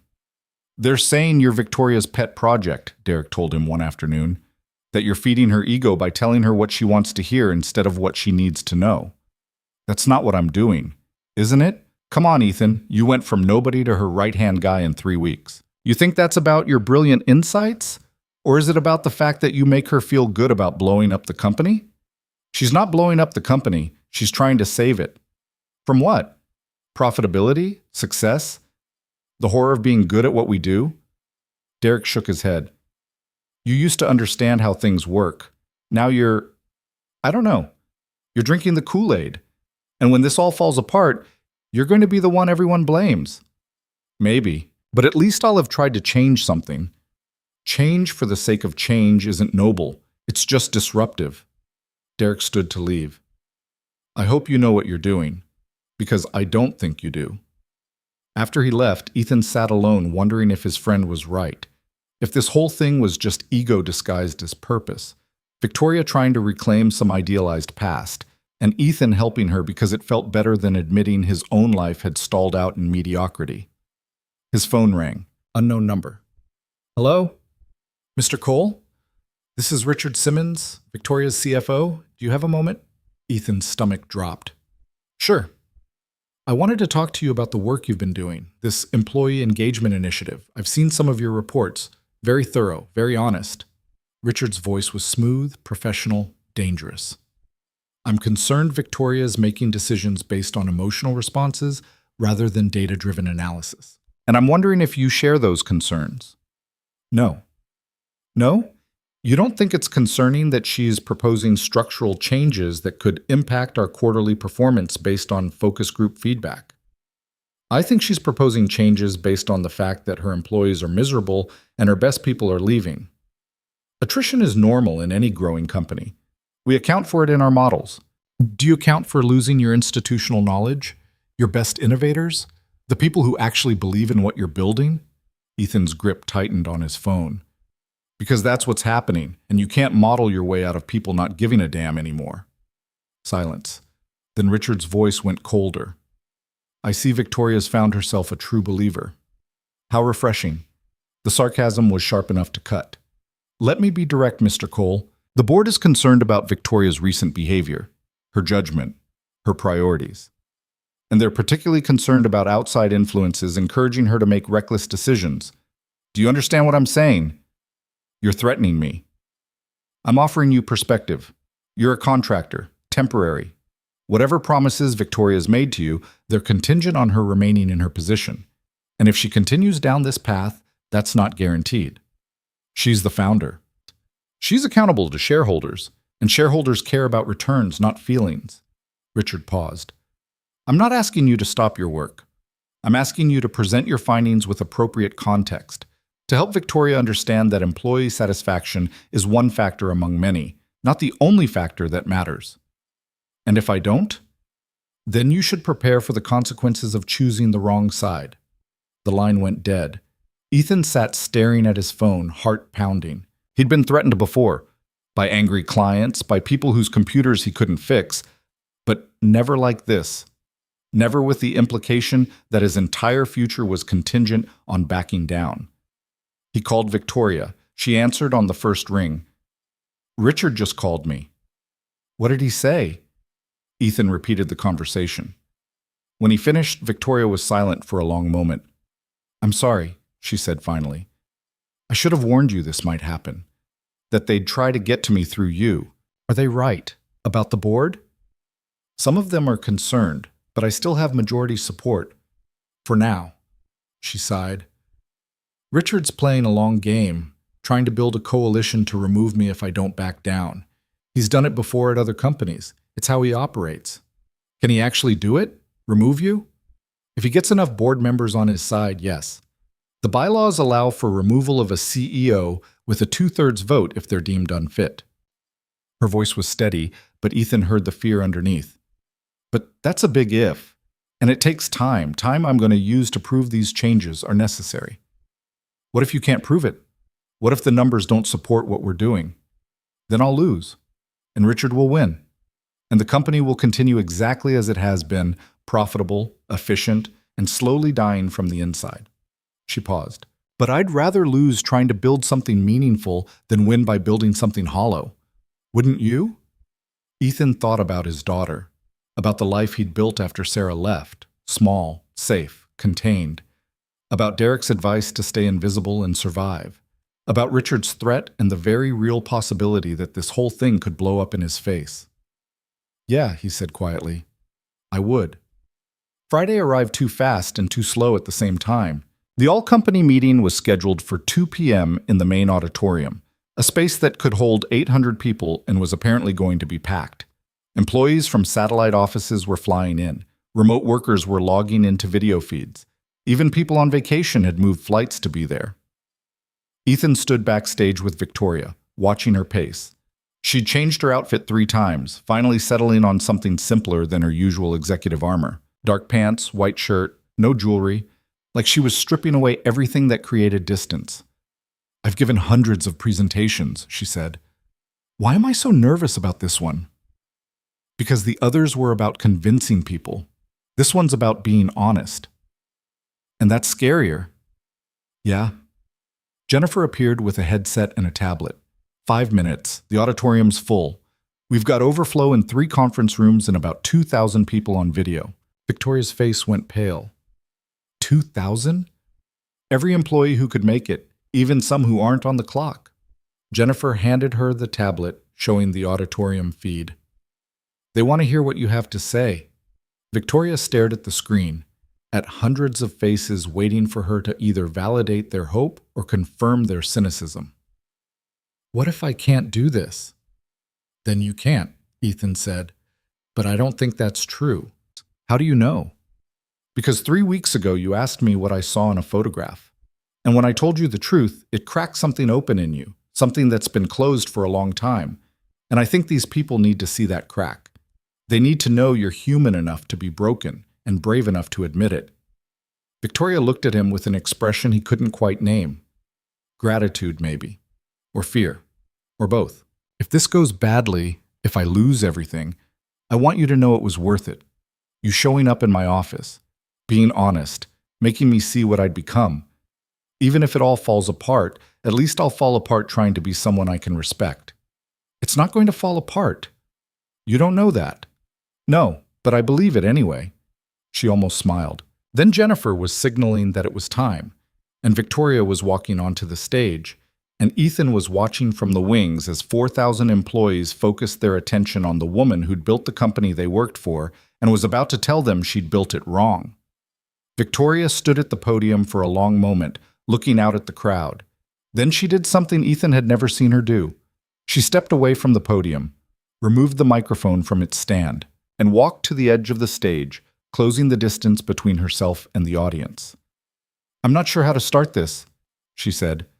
Her voice was quiet, uncertain, nothing like the confident CEO who usually commanded rooms. I've prepared remarks, slides, all the things you'd expect from a corporate presentation, but I'm not going to use them, because what I need to say to you can't be formatted into bullet points. The auditorium was silent. 3 weeks ago, an IT technician came to my office to fix a system crash. While he was working, he accidentally saw a photograph. Personal. Private. Me on a beach 12 years ago, before this company existed, before any of this, she gestured at the space around her. Before I became this. And instead of pretending he hadn't seen it, instead of doing the smart thing and keeping quiet, he told me I looked happy, really happy, like I'd forgotten I could look like that. Ethan saw people shifting in their seats, leaning forward, actually listening. And he was right, Victoria continued. I had forgotten. I'd forgotten what it felt like to build something because I believed in it, not because I wanted to prove something. I'd forgotten what it was like to care about people instead of metrics, to value innovation over efficiency, to run a company like it was something alive instead of something optimized.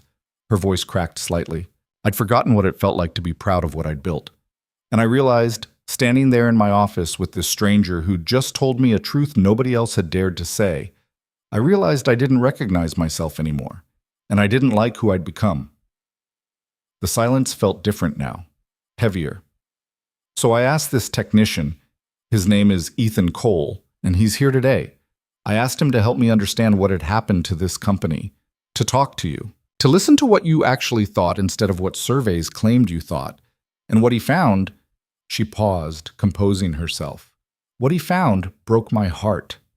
Victoria pulled out her phone and held it up. I'm going to read you some quotes. These are from employees across every level of this company, people you work with, people you see in the halls. Maybe some of you. She started reading. Patricia's words about feeling like she was lying for a living.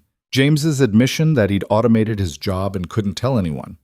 Hannah's story about being told client relationships mattered less than sales numbers. Margaret's quiet confession that she'd forgotten why she stayed. With each quote, Victoria's voice grew steadier. Not stronger, but more honest. Like she was stripping away every defense she'd ever built. These are the people who built this company with me, she said when she'd finished. These are the people who believed in what we were creating, and I let them down. I got so focused on growth and profit and proving we could compete with companies 10 times our size that I forgot the actual human beings who made any of that possible. I optimized for efficiency and lost our soul in the process. She set down her phone. I'm not here to make excuses. I'm here to apologize and to tell you that I'm going to fix this. Not with half measures or corporate initiatives that sound good and change nothing, but with real structural changes that prioritize you, your well-being, your development, your ability to do work that actually matters over short-term profit. Someone in the audience started clapping, then another. Then the entire auditorium was applauding, and Victoria stood there looking shocked and overwhelmed and more human than Ethan had ever seen her. When the applause died down, she continued, I know some of you are skeptical. I know you've heard promises before and watched them turn into nothing. I know you've learned not to hope too much because hope is expensive and disappointment is cheap. But I'm asking you anyway. Hope with me. Help me rebuild this company into something we can all be proud of, something that remembers why it exists in the first place. She outlined the changes then, the structural reorganization, the new metrics, the cultural shifts, not as corporate mandates, but as invitations, as possibilities. This is going to be hard, she said. It's going to be messy. We're going to make mistakes. Some of these changes won't work and we'll have to try something else. But we're going to do it together, and we're going to do it honestly. No more pretending everything's fine when it's not. No more optimizing ourselves into meaninglessness. Victoria looked directly into the camera feeding to remote employees. If you've been thinking about leaving, I understand. I don't blame you, but I'm asking you to stay. Give me 6 months. Let me prove this is real. And if at the end of 6 months you still think this company isn't worth your time and talent, I'll write you a recommendation letter myself. Because you deserve to work somewhere you believe in, and I want that somewhere to be here.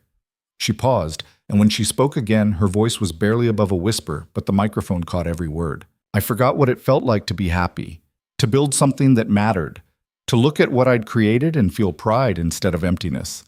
But I remember now, and I want all of us to remember, together. The applause that followed was different from before, louder, more sustained. Ethan watched from the wings as 4,000 people stood and clapped for a CEO who just admitted she'd lost her way and was asking them to help her find it again. Victoria walked off stage and straight to Ethan. Her eyes were wet and her hands were shaking, and she looked absolutely terrified. Did that work? She asked. Was that okay? That was perfect. I thought I was going to throw up halfway through. You did great. She laughed, but it came out more like a sob.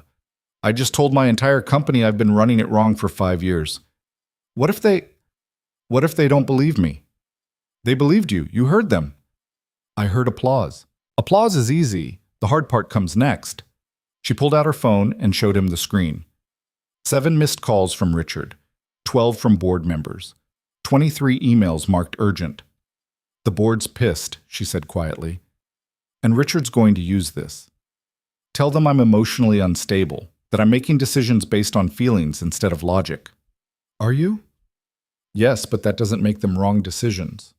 She looked at him. Thank you for standing here, for making me believe this was possible. You did the hard part. We did the hard part, and now we have to see if it was worth it.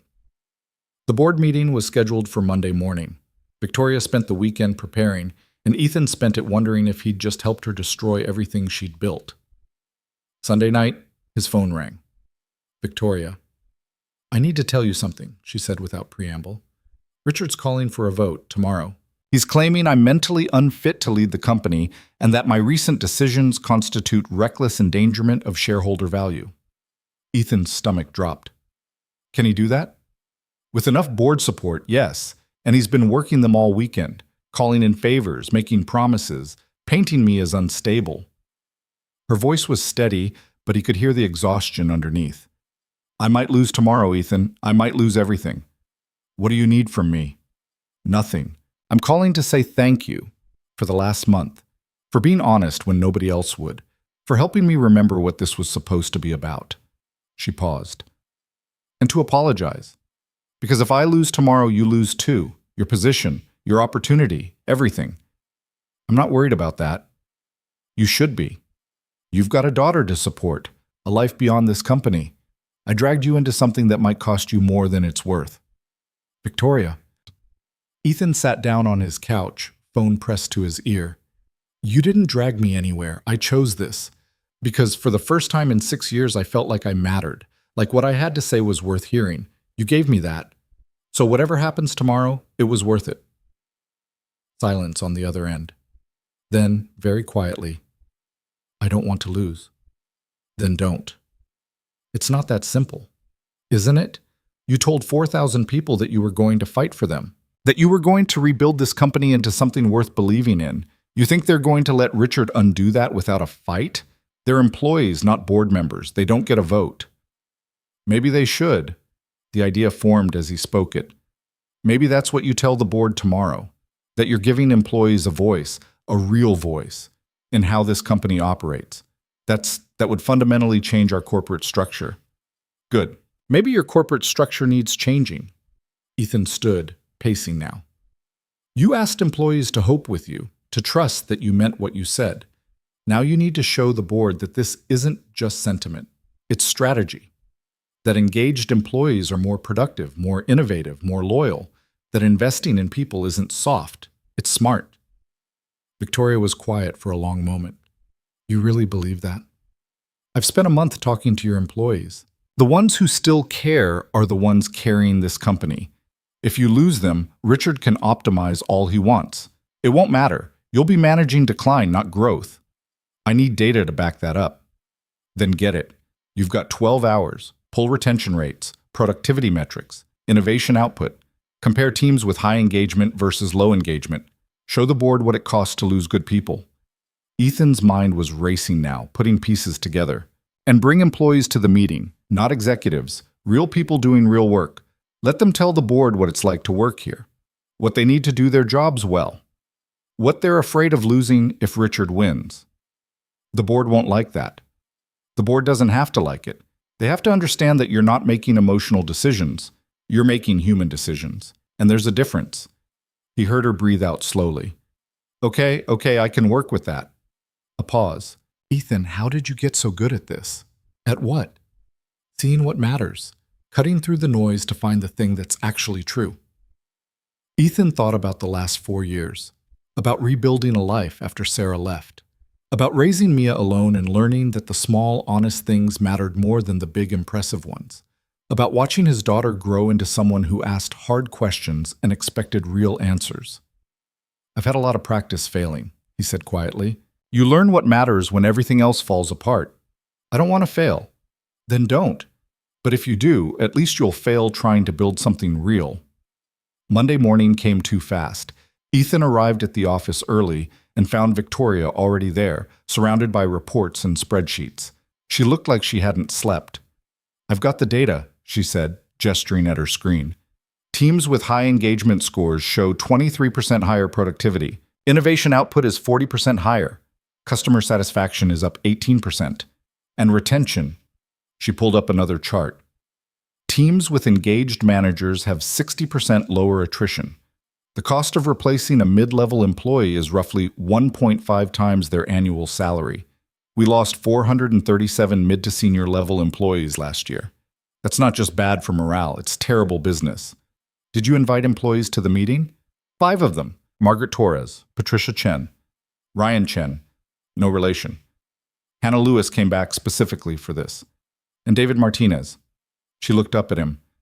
I asked them to tell the board honestly what it's like to work here, what they need, what they're afraid of. They all said yes. Even Hannah? She already quit. She said she wants to see if I actually mean what I said, that she'll believe it when the board does. Victoria stood, straightening her jacket. The meeting starts in 30 minutes. I should go.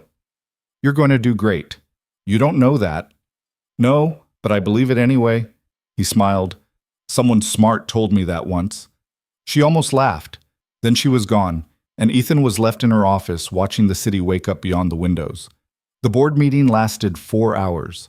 Ethan wasn't allowed inside, but he waited in Jennifer's area, watching her field increasingly frantic calls from executives and board members. She didn't tell him anything, professional to the core, but her expression said enough.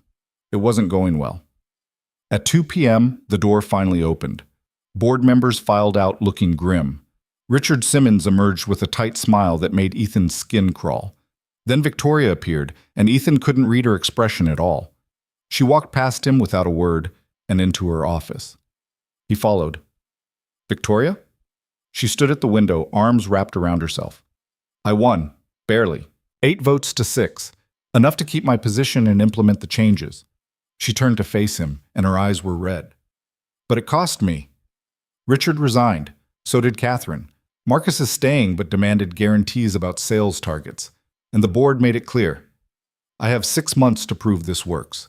If employee engagement doesn't improve, if productivity drops, if we miss quarterly projections, they'll remove me. And next time, I won't have enough votes to stop them. 6 months is enough. Is it? You heard what I promised. Real structural change, cultural transformation, that doesn't happen in 6 months. Then you show progress. Show them it's moving in the right direction. Ethan moved closer. What happened in there? What made them vote for you? Victoria sat down heavily. The employees, Margaret told them about keeping a journal of meaningful moments because she was afraid she'd forget there ever were any. Patricia described what it felt like to market products she didn't believe in. David talked about his panic attacks. And Ryan, her voice cracked. Ryan told them he'd turned down 3 job offers in the last year because he kept hoping this place would remember what it used to be. That he stayed because he believed in what we were building, even when he couldn't see it anymore. And that changed their minds? Not all of them, but enough.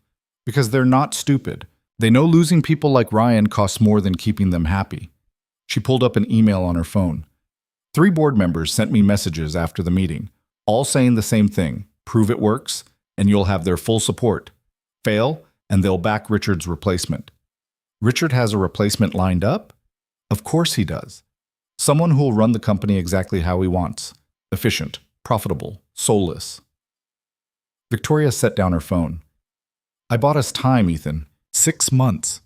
Now we have to actually deliver on everything I promised. We will. How can you be so sure? Because you're not doing this alone.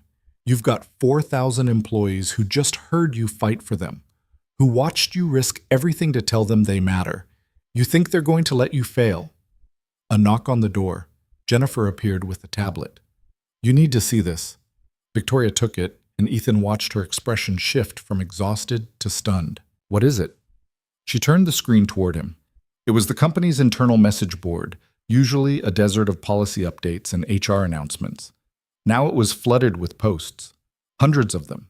Employees sharing ideas for making the company better, volunteering for committees, offering to help implement changes, thanking Victoria for the all-company meeting, sharing stories about why they stayed, what they hoped for, what they'd helped build. Patricia Chen had posted a detailed proposal for reorganizing the marketing department around customer stories instead of product features. Ryan had outlined a cross-functional innovation team structure. Margaret had started a thread about mentorship programs. Even Derek, invisible, cynical Derek, had posted about streamlining IT support to actually solve problems instead of just meeting ticket quotas. "They're doing it," Victoria whispered. "They're actually helping." "Told you." She looked at him, and for the first time since he'd met her, she smiled. Really smiled. The kind that reached her eyes and made her look like the woman in that photograph. "We might actually pull this off." "Yeah, we might." The next 6 months were the hardest work Ethan had ever done. He and Victoria assembled a transformation team, 20 employees from across the company, every level, every department. They met twice a week, sometimes more, tackling one piece of the puzzle at a time. The structural reorganization happened first. 12 management layers became 6. Mid-level managers were given real authority to make decisions without seeking approval up the chain. Cross-functional teams were formed around projects instead of departments, breaking down the silos that had made collaboration impossible. It was messy.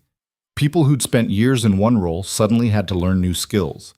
Managers who'd built careers on controlling information had to learn to share it. Executives who'd measured success by headcount had to find new metrics. But slowly, things started changing. Meetings got shorter because people could make decisions instead of escalating them. Projects moved faster because teams had the authority to solve problems. Innovation increased because people weren't afraid to suggest ideas that didn't fit the established roadmap. Patricia Chen launched a new marketing campaign based on real customer stories, messy, honest, human. It performed better than anything the company had done in years. Ryan's cross-functional innovation team developed 3 new features in 2 months that had been stuck in the pipeline for over a year. Margaret started a mentorship program pairing senior employees with newer ones, creating connections across generational and departmental lines. The employee message board became something alive. People shared wins and struggles, asked for help and offered expertise, celebrated each other's successes. It wasn't corporate, it was real. And somehow, that made all the difference. Ethan found himself in a role that didn't have a title. Not quite leadership, not quite HR, not quite consulting. He was the person people came to when they hit a wall. When change felt too hard or too fast or too uncertain, he listened, asked questions, helped them find solutions that worked for their specific situations instead of forcing generic policies. He was good at it, better than he'd ever been at fixing computers. Because this wasn't about technical problems with right answers. This was about human problems with complicated solutions. And somehow, his years of being invisible had taught him how to see what others missed. Victoria changed too. Not dramatically. She was still demanding, still driven, still the kind of person who answered emails at midnight. But she was more present, more willing to admit when she didn't know something, more interested in questions than answers. She started having lunch in the cafeteria instead of her office. Not every day, but enough that people got used to seeing her. She'd sit with whoever had room at their table and ask about their work, their lives, their ideas. Sometimes people were nervous. Sometimes they were skeptical. But gradually, they started treating her like a person instead of a position. One afternoon, about 4 months into the transformation, Ethan found her sitting in the cafeteria with a group of junior developers. They were arguing about database architecture, and Victoria was laughing at something one of them said. When she looked up and saw him, she waved him over. "Ethan, settle an argument. Should we prioritize speed or flexibility in the new data pipeline?" "I fix computers, I don't build databases." "But you understand trade-offs. Speed versus flexibility. What matters more?" He looked at the developers, all watching him with varying degrees of curiosity. "Depends on what you're trying to do. If you're trying to hit a deadline, speed matters. If you're trying to build something that lasts, flexibility matters more." One of the developers, young guy, couldn't be more than 25, nodded enthusiastically. "Exactly. That's what I've been saying. We keep optimizing for speed and then having to rebuild everything when requirements change." "What? So build for flexibility," Victoria said. "Take the extra time up front. Do it right. But the timeline? I'll handle the timeline. You handle building something that doesn't need to be rebuilt in 6 months." She stood, gathering her tray. "Good talk. Keep me posted on the progress." As they walked away, Ethan said, "You're getting good at this." "At what?" "Being human." She laughed. "I was always human. I just forgot how to act like it." She paused outside the cafeteria. "Can I ask you something? And I need you to be honest." "Always." "Do you think we're going to make it? The 6-month deadline is in 8 weeks. The board's going to look at every metric we've got. If we've missed targets, we haven't missed targets. Productivity is up, retention is up, innovation is up, employee engagement has improved by 32%. You've got the data. Data doesn't tell the whole story." "No, but the story tells itself. Look around." Ethan gestured in the cafeteria behind them, the people sitting together, talking, laughing. "This place feels different than it did 6 months ago. You can feel it. And if you can feel it, the board will see it in the numbers." Victoria looked through the glass doors at her company, her empire, the thing she'd built and broken and was rebuilding into something better. "I'm scared," she admitted quietly.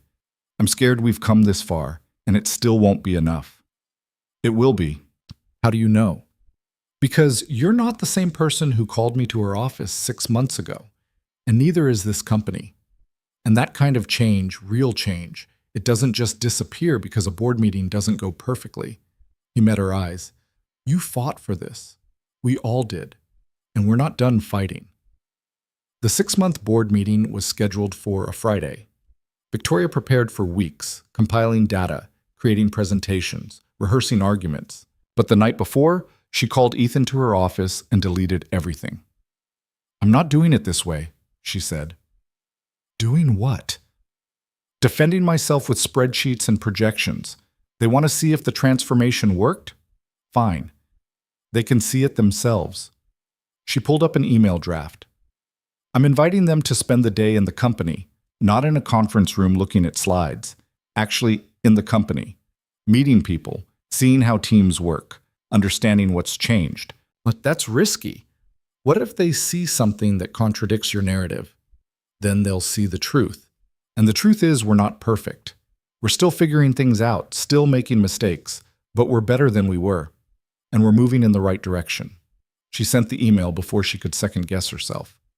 "If they can't see that, then I don't want to run the kind of company they want me to run." The board arrived Friday morning looking skeptical. Victoria met them in the lobby, not her office, not a conference room, and handed each of them a schedule. "You're going to spend the day with different teams," she explained. "Sitting in on meetings, watching how we work, talking to employees. At the end of the day, we'll reconvene and you can ask me anything you want. But first, I want you to see what this company actually is, not what reports say it is." The board members exchanged glances. But they followed her directions, splitting up to shadow different departments. Ethan watched it unfold from a distance. He saw board members sitting in on Ryan's innovation team meeting, where junior developers pitched ideas directly to senior engineers without layers of approval. He saw them observing Patricia's marketing team collaborating with product development and customer success, creating campaigns based on real user feedback. He saw them talking to Margaret's mentorship program participants about how connecting with senior employees had changed their understanding of the company's mission. And he saw their expressions shift, from skeptical to curious to something that might have been impressed. At 5 p.m., the board reconvened in Victoria's office. Ethan waited outside, watching the city lights come on as the sun set behind the buildings. 2 hours later, the door opened. Board members filed out, and this time their expressions were different. Not grim, not hostile, thoughtful. Victoria appeared last. She looked exhausted and terrified and hopeful all at once. "Well?" Ethan asked when they were alone. "They voted unanimously to continue the transformation. Full support. No more 6-month checkpoints. No more threats of removal." She sat down heavily. Richard's replacement, the one the board had lined up. They told him his services wouldn't be needed. Victoria, they said this is the company they'd been wanting me to build, that they'd been worried about the metrics and the attrition and the stagnant innovation, but they didn't know how to fix it without disrupting short-term performance. And I did it. We did it. She looked up at him, tears streaming down her face. "We actually did it." Ethan sat down across from her, feeling something in his chest that he hadn't felt in years. Pride. Not for himself, but for what they'd built together. For the people who'd taken a risk on hope and won. You did this, Victoria said. You saw a photograph and cared enough to be honest, and it changed everything. I just told you what I saw. That's all anyone ever needed to do. Just be honest. See people instead of positions. Care about what's real instead of what's impressive. She wiped her eyes. I'm taking a sabbatical. Ethan blinked. What? 3 months, starting next week. I'm going to step back and let the leadership team run things without me. Because if this transformation is real, it shouldn't depend on me being here every day. And because I need to remember what it's like to be a person, not just a CEO. Where will you go? Portugal, I think. Back to that beach, to see if I can find the woman in that photograph. She smiled. Want to know something funny? I called my old partner, the one I bought out 6 years ago. We talked for 3 hours. He's married now, has 2 kids, runs a small consulting firm helping startups avoid the mistakes we made. And he's happy, really happy. Are you going to some? No, that part of my life is over, but we're friends again. Or we're going to try to be, because I realized I've spent 6 years running from the person I used to be instead of learning from her. She stood and moved to the window. What about you? What are you going to do? What do you mean? You've been operating without a title for 6 months, doing work that doesn't fit any job description. I want to formalize it. Chief Culture Officer, Head of Employee Experience, whatever you want to call it. A real position with real authority to keep building what we started. Ethan felt his heart skip. This was it. The opportunity he'd been invisible too long to imagine.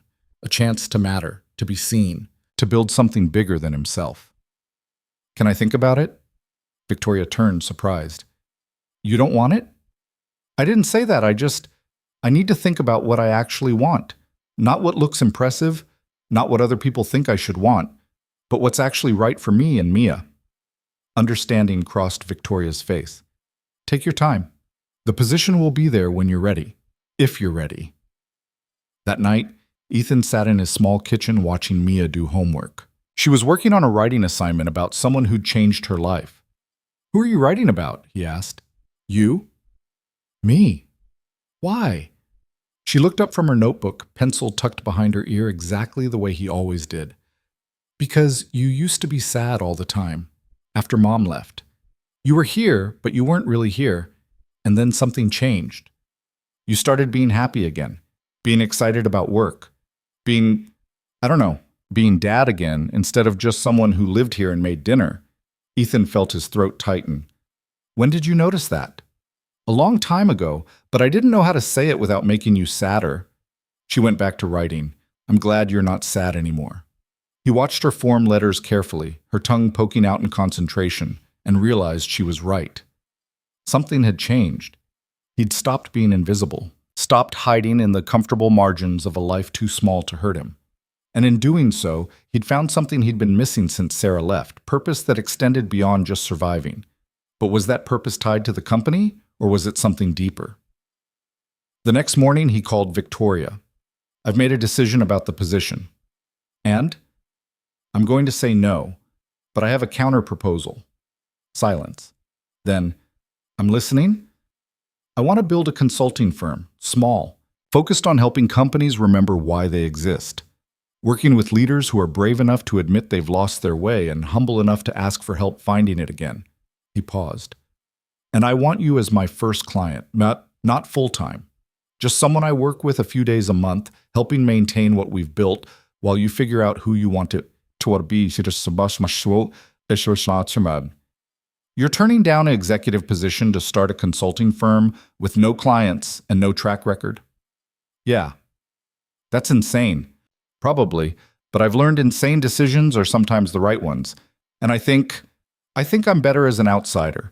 Someone who can see what others miss because I'm not invested in protecting the status quo. The moment I become part of the system, I lose the perspective that made me useful in the first place. Victoria was quiet for a long moment. You're right, and I hate that you're right because I wanted you here. But you're right. So you'll be my client. On one condition, you let me invest in your firm, not as a client, as a partner. Because I believe in what you're building, and because you helped me build something I'm proud of, and I want to return the favor. Ethan felt something warm spread through his chest. Deal. Good. Now go build something worth keeping. 3 months later, Ethan stood in a small office he was renting month to month while he figured out if this consulting idea was sustainable or just another mistake. He had 3 clients: Victoria's company, a startup Patricia had connected him with, and a mid-sized firm Margaret had recommended. It wasn't much, but it was his. His phone rang. Unknown number. Hello? Mr. Cole? This is Hannah Lewis. We met during Victoria's transformation initiative. I quit customer success. I remember. How are you? Good, actually. Great. I started working for a company that actually values the things I care about. And I wanted to thank you for listening, for making me believe that somewhere out there, companies could be different. She paused. But that's not why I'm calling. My new CEO heard about what Victoria did. The whole transformation. And he wants to know if you'd be willing to talk to him about doing something similar here. Ethan looked around his tiny office, at the whiteboard where he'd been sketching ideas, at the window that still didn't let in enough light but somehow felt brighter than his old apartment ever had. Yeah, he said, I'd be willing to talk. 6 months after that, Victoria returned from Portugal. She looked different, lighter somehow. She'd cut her hair, started wearing color instead of just black and gray. When she walked into the office, people didn't straighten nervously. They smiled. She found Ethan in the cafeteria having lunch with his daughter. Mia was explaining something about dinosaurs with the kind of enthusiasm only 7-year-olds could sustain, and Ethan was listening like it was the most important information he'd ever heard. Mind if I join you? Victoria asked. Mia looked at her father, then at Victoria. Are you the lady Dad helped? I am. He said you forgot how to be happy, but then you remembered. Victoria sat down, something soft in her expression. That's exactly right. Your dad's a pretty smart guy. I know. He's my dad. Mia went back to her dinosaurs, the introduction apparently sufficient. Victoria looked at Ethan. How's the consulting going? Good. Really good. I've got 8 clients now, thinking about hiring help. You should. What you're doing matters. She pulled out her phone and showed him a photo. Her on a beach, wind pulling at her hair, laughing. The same beach from 12 years ago, but different. She was older now, more real. I found her, the woman in the photograph. Turns out she'd just been buried under years of trying to be impressive instead of being honest. I'm glad. Me too. She put away her phone. The company's doing well, really well. Engagement is up 47% from where we started. We're profitable, growing, and people actually seem to like working here. The board is thrilled. You did that. We did that. You, me. 4,000 employees who decided to hope when cynicism would have been easier. Victoria looked around the cafeteria. It's not perfect. We still make mistakes, still have problems. But it feels real now, like we're building something that matters instead of just building for the sake of building. Mia looked up from her drawing. Did you bring a dinosaur? Victoria blinked. No, I'm sorry. I didn't know I was supposed to. It's okay. Not everyone understands dinosaurs. Mia went back to her drawing, magnanimous. Ethan and Victoria caught each other's eyes and smiled. She's wonderful, Victoria said quietly. She's the reason I do any of this. The reason I said yes when you asked for help. Because I wanted to show her that you don't have to stay invisible. That sometimes the right thing to do is speak up, even when it's scary. Especially when it's scary. You taught me that too. By seeing a photograph and caring enough to tell me the truth. Victoria stood. Thank you, Ethan. For everything. Thank you for listening. That's what I'm trying to get better at. Listening, being present, caring about what's real instead of what's impressive. She looked down at Mia. It was nice to meet you. Your dad's pretty great. I know, Mia said without looking up. Everyone knows that now. And somehow, that was the truest thing anyone had said all day. Victoria left, and Ethan sat with his daughter in a cafeteria in a building where he used to be invisible. And he thought about how life had a strange way of breaking you open just so you could see what you'd been missing. How sometimes the scariest thing you could do was tell the truth. How the smallest moments, a photograph, a question, a choice to be honest instead of safe, could change everything. He'd spent 6 years being invisible, building a small life that couldn't hurt him, because it asked for nothing and gave less. And then he'd seen a woman who'd forgotten how to be happy. And he'd cared enough to say something, and everything had changed. Not perfectly, not smoothly, but honestly, really, in a way that mattered. His phone buzzed. New client inquiry. A CEO in Seattle who'd heard about his work and wanted to talk about transformation. Ethan looked at his daughter, happily drawing dinosaurs and narrating their adventures to herself. He thought about the company upstairs, filled with people who'd remembered why they showed up to work. He thought about Victoria on a beach in Portugal, finding the version of herself she'd buried under ambition and fear. And he thought about who he'd become. Not invisible anymore, not hiding, just present, honest, doing work that mattered because it helped people remember what mattered. He picked up his phone and replied to the inquiry. Yes, he'd be happy to talk, because that's what he did now. He helped people see what they'd been missing. He asked the hard questions and waited for honest answers. He reminded leaders that companies were made of people, and people needed more than metrics and optimization to feel alive. It wasn't the life he'd imagined when he'd ridden that elevator to the 63rd floor 6 months ago. It was better, messier, more uncertain, more real. Mia looked up from her drawing. Dad, are you happy? He thought about it, really thought about the small apartment and the uncertain income and the constant challenge of building something from nothing, about the clients who trusted him with their broken companies and their fragile hopes, about the daughter who'd watched him stop being sad and start being present. Yeah, kiddo, I am. Good, because when you're happy, I'm happy. And when you're sad, I'm sad. So stay happy, okay? I'll try. That's all anyone can do, she said with the wisdom of someone who'd learned too young that trying was sometimes all you had. Then she went back to her dinosaurs, and Ethan went back to his work. And somewhere in the building above them, Victoria Hale was probably looking out her window at a city that seemed smaller from up there, more manageable, more full of possibility. They'd all found different versions of happiness, imperfect, incomplete, but honest. And in a world that increasingly valued performance over presence, achievement over authenticity, that honesty was the rarest thing of all. Ethan finished his lunch and stood to leave. Mia gathered her drawings, chattering about tyrannosaurs and velociraptors and the complex social dynamics of prehistoric life. And as they walked out of the cafeteria, past people who now knew his name, who smiled and nodded and treated him like someone who mattered, Ethan realized something fundamental had shifted. He'd spent his whole life trying to be enough, smart enough, successful enough, important enough. And in doing so, he'd made himself smaller, quieter, invisible. But the truth was simpler than that. He didn't need to be impressive. He just needed to be honest, to see people as they actually were, not as they pretended to be, to care about what was real, even when real was messy and complicated and didn't fit into neat categories. That's what had changed Victoria. Not his expertise or his insights or his brilliant strategy, just his willingness to look at a photograph and tell her the truth she'd been too afraid to see on her own.